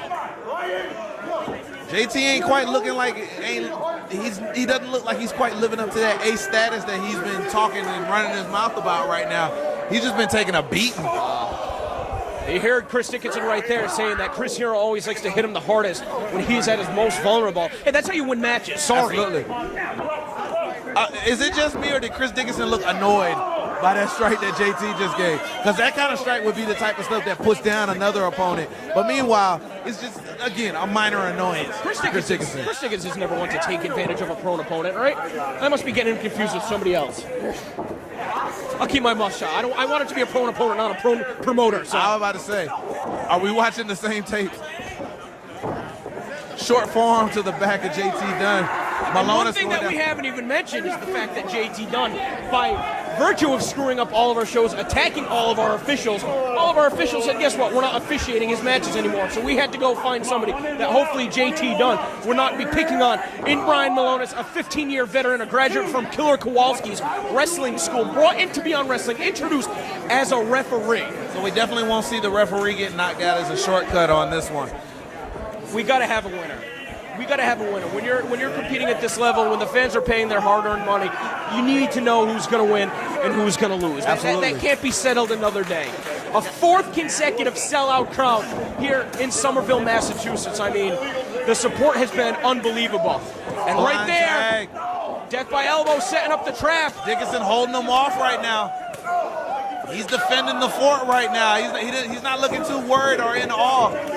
Passes it over, an old bravado move right there. Oh, man, just coming in. Bicycle Strike kick. flurry out of death by elbow. And now the jackknife pin. Malone is calling it correct, though, that JT is not the legal man, and he needs to get out. Brian Malonis. Signature senton right there. One of the few members of the Beyond Wrestling roster that even towers over Chris Hero. Signature senton right there by Chris Hero, and again, people are running those jokes about his size right now, but he didn't lose any agility whatsoever. That man can get around, and he can move. Well, if you can stay that agile, the bigger you get, the more it's going to be behind those strikes. Absolutely. Of course you want some weight behind it. Big forearm right there. Look, what are you going to talk about? I mean, Chris Hero is the single most talked about professional wrestler. And think of everything that has happened in 2016. Every single day I wake up to more and more discussion about Chris Hero. The guy knows how to stay relevant. And absolutely. Whether somebody like Chris Dickinson disagrees with it, he hasn't beaten Chris Hero, has he? JT trying to keep Dickinson under control right now, just trying to sprawl out on him. Dickinson puts him up, trying to go for an Alabama slam. Punch to the head. JT rolls out. And Dickinson trying to fire back. Hero just stomping him with a spine buster. Throwaway right there. God, like, put him right in the canvas. I feel like they're trying to contain a wildfire right now with That's Dickinson. The thing is, you see when Dickinson loses his mind and just, when he's seeing right, he's trying to go after his opponent. It looks like Chris Hero has been able to neutralize every attempt for Dickinson to just fire back. I mean, the guy loses his mind. I'm telling you, this guy is not the Chris Dickinson that we saw in Europe. He's becoming unraveled. He knows he can't get a victory right there. He is looking for a broken bone. Dickinson is really tripping me out right now because he's really trying to win this match on his own. Yeah, but he's going to end up costing it for his team. Absolutely. He needs to bite the bullet, swallow his pride, and he needs that help of Dijak. He needs to go over there and make that tag so that Mr. Feast Your Eyes himself can come in here and impose his will on these opponents. Yeah, but will pride get the better of him? That's the question. Hey, I never said Chris Dickinson when he's mad is the smartest man in the world. I mean, he's dangerous. He's dangerous, but he's a maniac. Absolutely. And now JT Dunn bending the rules, going after the mouth, the ear. And JT, you know he's pissed after the beating that he went ahead and took, so you know he's going to put that slow roast beating on him. Very, very sensitive spots in the human body, the eyes, the ears, the nose, the mouth. All of those are contained on the head. And with every one of those strikes to the face, it makes it harder to breathe, your eyes water up, it makes it more difficult to see. If you get hit in the ear, it can knock off your equilibrium. Absolutely. You need balance to be able to throw your opponent around. Stereo chops right there. And then Hero talking that shit. Oh, man, just using his own foot to bring it to the face of Chris Dickinson. I got to tell you, I do enjoy that about Chris Hero, though. He'll level you with one of those forearms, but then he'll stop there. Again, he really clowns you out sometimes. The way Dickinson will try to impose his will, that's the same way Hero will try to clown you out to demoralize you. And here we go. We got Dickinson trying to fight out of the corner. It's so weird now that you say that Dickinson and Hero are like eerily similar in a lot of ways. Absolutely. I guess just because they've never really crossed paths, it's never really crossed my mind. Hell, that's a first-time match. Hey, I'm saying, you better get it before somebody else tries to take credit for it. Well, we're seeing it here tonight in a tag team format. A unique press from JT Dunn doing his best to try and sprawl all of his weight across Chris Dickinson's massive chest. Booking from the commentary booth. I like it, though. I mean, they match up very well. Or not? I might even be able to stop at Red Bones before I dip out of Boston. Look, if you need a break, just say so. You know what I'm saying? Guest booker with Suge D. You want to run the food truck too? Okay, no. No. I got enough problems. Well, I'm planning my next vacation. I think that Chris Dickinson is planning his next form of attack. Just straight dusting him off with the tip of his foot right there. JT Dunn walking him back to the corner. You think that Dickinson tired himself out running his mouth? It's not even running his mouth. Like, look at all the energy he expended just trying to put the beat down on two men by himself. He wasn't conserving anything because he was just caught up in the lights, You know what? That usually works when he's only got one opponent to worry about. Absolutely. Death by elbow coming to this match. The perfect strategy. JT to the floor. And I think that Chris Dickinson's teeth are going to meet him down there. And I got to say, JT sacrificed himself on that. to be able to go ahead and. Wow! And I guess that pump kick not effective enough. Dickinson powering up, hitting that Falcon Arrow, as they like to call it in Tennessee, the deal. He couldn't get him into the pinning situation, though. And now Hero's looking to tag out. His partner's on the floor. And Dijak. Do you think Dijak's ready? Look at him in that corner. Tell me he ain't ready to go ahead and get in this. Is he ready? He was ready, but JT Dunn said it's not time. Oh, my God. Who's JT? And there it is, tap on the shoulder. I don't even think that Dickinson knows where he is right now. That's under the forearm. Tornado boot to JT. Oh, man. Hero was looking to find his mark. Dijak got caught up.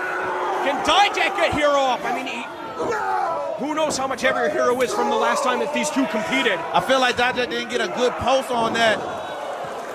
Overhead belly to belly, and he's back up. JT getting ragdolled. Try to go for the sucky bomb. Stopped right there with that double choke. Big elbow. Dijak just running roughshod right now. Okay, don't take this in the wrong context. Dijak running the train right now on death by elbow. Another one of those throwaway slams. Right in the waiting arms of Chris Hero catches his partner. Oh! Oh my God. Dijak found his mark! Boots him into a pile driver right there, and JT Dunn, I think he's regretting his ticket into the main event. It was not a golden one. Well, Malonis did his best to get in position as fast as possible. And Dickinson sprawled out there in the corner. How often have you seen Chris Dickinson on just laid out like that? Dickinson is hurting. A testament Trying to clear his nose. Absolutely. Testament to the kind of beating that he took earlier. And this crowd, they know who the man is in Beyond Wrestling. No, they think they know who the man is. The fans have certainly picked up. Oh my God, the agility. Chris Hero just did a backflip out of a choke slam attempt. Got the boot up. And kicked right up into another kick. Up and down right there for Chris Hero. It's a shame when you waste that kind of athleticism just to get popped in the face. He's got him now. No, again, Chris Hero with the agility. Rolls through, tries to go for the leg pick, spins through, up. Short pile driver. They call it the short pile driver because you're about 3 inches shorter to get hit with it, right? Pretty much. Donovan Dijak now 6'3". Ain't nothing pretty about Chris Hero's pile driver, but it is damn sure effective. And it's put away some big, heavy-duty names over there in places like Evolve right now. This is a crazy main event here, Beyond Wrestling. Ripped off in the prime of life. I feel like you've got Beyond Wrestling Flesh coming up just 3 weeks from tonight. Our doubleheader with Evolve, now that you mention them. Absolutely. Making our debut in Melrose, Massachusetts, and then returning to Fet Music for American Rana 2016. Caught him with that Poison Rana.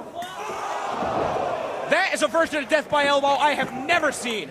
Reverse Hurricane Rana popped up into a spinning forearm to the back of the head. And what I hate about those back of the head roaring elbows is he catches you right in the base of the spine. Everything is tingling all the way down to your toes after you get hit like that. You see Dijak, even though he's feeding off the crowd, he's also trying to clamp those hands together to try to get himself some feeling again. That's what it'll do to you. Give credit to Brian Malonis. He's been unbiased as an officiator, even as much as JT Dunn has tried to taunt him over the past 2 shows. Absolutely, he's been in there. He's been doing his thing. A very welcome addition to the referee staff here at Beyond Wrestling. Maybe looking for another pile driver. And now he is trying to restore order. JT can't get any momentum in this match. And Dijak thought that JT Dunn was behind him. Another combination from Death by Elbow. That's strike 2 right there.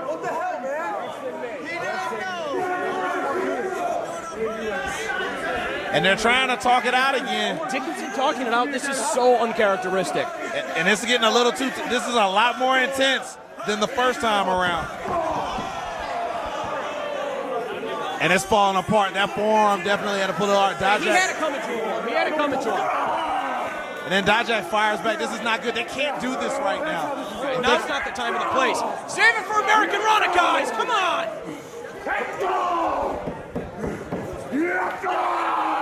In the words of Samuel L. Jackson from The Great White Hype, don't give away what we can sell. And look at JT over there. He sees what's going on. They're going to let him beat each other up. Hero noticing too. This is so smart on Death by Elbow's part. I got to give it to him. Let their opponents wear each other out and then pick up the scraps. Yeah, I'm done. All right, go. Get him, I'll get him. Oh, really? Oh! They made up pretty quick. Sky high bomb right there, as well as a sit-out Michinoku driver by Chris Dickinson and Donovan Dijak. So I guess forearm it out is a new thing now. No more hug it out, huh?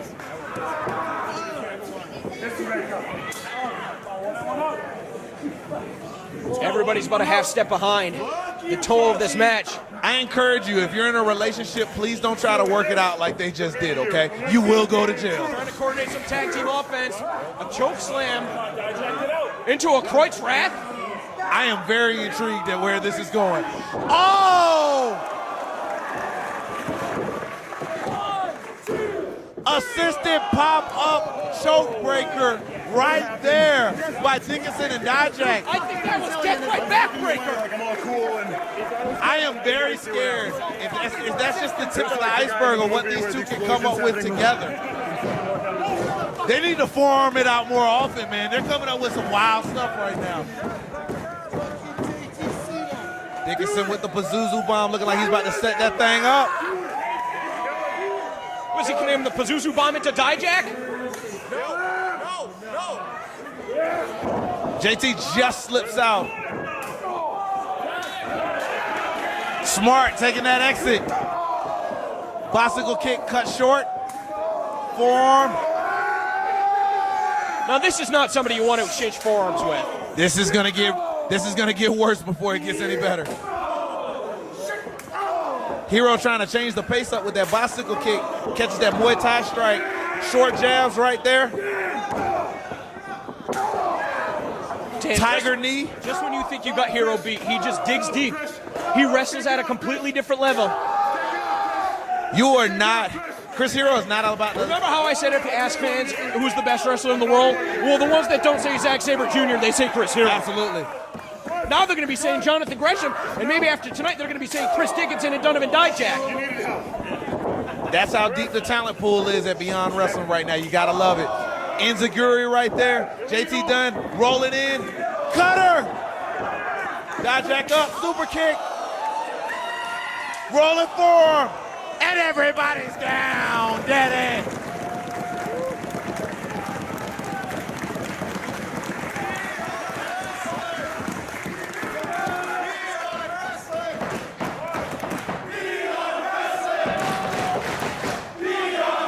Ladies and gentlemen, I imagine this is what it looks like after a night at Teddy Hart's house.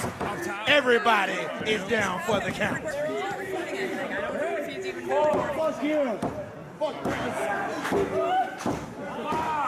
Can you just send somebody out there? Okay, we got some recovery going on right here. Hero, the first one to his feet. JT looking like he'll be the second.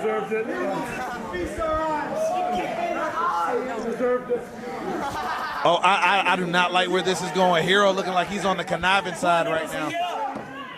Really?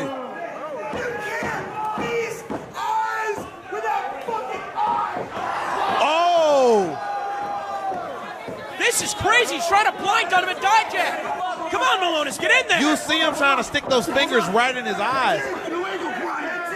They are past the point of trying to win the match. Oh my God, look at him. He's intentionally punching him in the eye. Just kicked him in the eye, caught him with the toe. He's trying to swell that eye up or either, oh God. This is sick, this is sick. This needs to be stopped. Malone is trying to restrain JT Dunn. He's going to try and restrain Chris Hero, too. Shoves JT down. How much damage has been done to the eyes of Donovan Dijak? Dijak, oh God. He's throwing his hands around wildly. That was not cool at all. I'm surprised that Malonis is letting this one go. I understand things getting personal, but at the same time, this is how Dijak makes his living. You don't go ahead and try and take a living from a man right there in a match. How's he going to vanity cool. search if he can't read? Still Really? though, fighting back up to his feet, finding the mark. I couldn't resist. Really, DC? And Dijak channeling the powers of Stevie Wonder and hitting anything that moves, Daddy. Yeah, Malonis better be careful right there. He's just grabbing whatever he can get a hold of and just throwing the strikes. Chris Dickinson backing him up right now. If I was Donovan Dijak, I'd be going eye for eye. I'm trying to go for the eyes of my opponents, too. Instead, trying to go for the neck. Oh, JT again. right back to the eyes. Bumps him into Dickinson. Oh. Pump kick.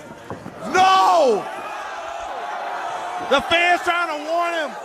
Feast your eyes on Dickinson. Oh! Death by elbow. That's got to be a wrap. 1, 2.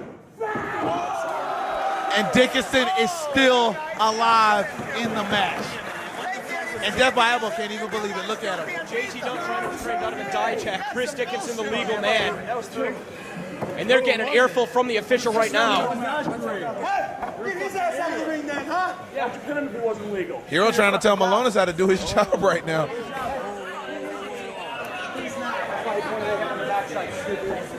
JT!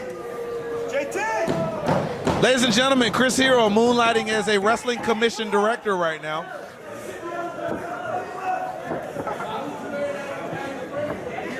The long elbow of the law right now. Dickinson fighting with everything he's got left right here. Trying to knot up the thigh right there. The 2-on-1 proving to be too much. Look at JT Dunn trying to restrain Chris Dickinson. God, look he's at got to him. hold on to the ropes. This is the first time I've ever seen Dickinson look like he's losing steam in a match. Usually that aggression keeps him so powered up, and it's like, God, he's got laid him out with that forearm and now pushing him out into the floor. Dijak still blinded. Rude awakening set up right now, and that means one thing. Donovan Dijak, he doesn't have eyes on the front of his face. He's got to have him in the back of his head. That had to be 6 cents right there. Feeling him up to make sure he's got the right guy. Who is this? Who do I have? Setting him up on the top rope. Where is he going with this? Asking the fans saying it's Hero. You can't do a feast your eyes from there. What?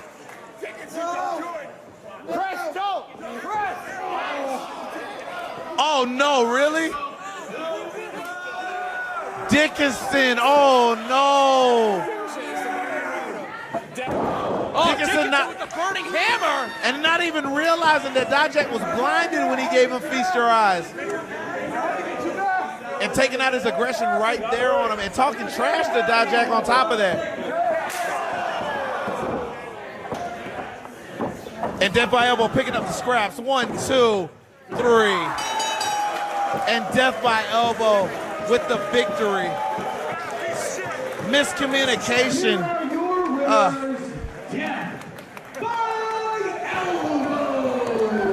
Well, Dickinson and Dijak unable to put aside their differences. And even though it wasn't Donovan Dijak getting pinned, a rare defeat for Donovan Dijak and Chris Dickinson here at Beyond Wrestling.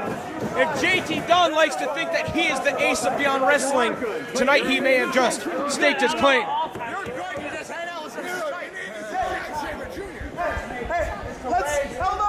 Hold on. Let's all turn our attention to the real fat piece of shit.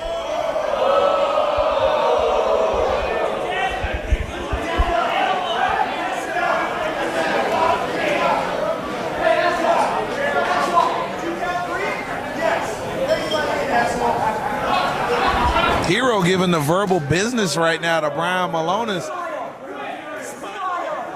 This is completely unnecessary. Malonis did his job. Malonis did his job. He counted the pin. What more do they want? This is so condescending right now, the way they're talking to him.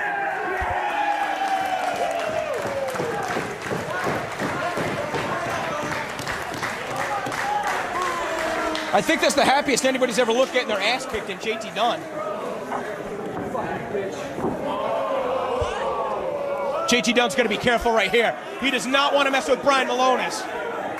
This is after the match. If Malonis wants to put the beat down on JT. Malonis has the patience of a saint right now. Oh! Completely uncalled for. Completely unnecessary. Malonis doesn't deserve that. Polonus just doing his job.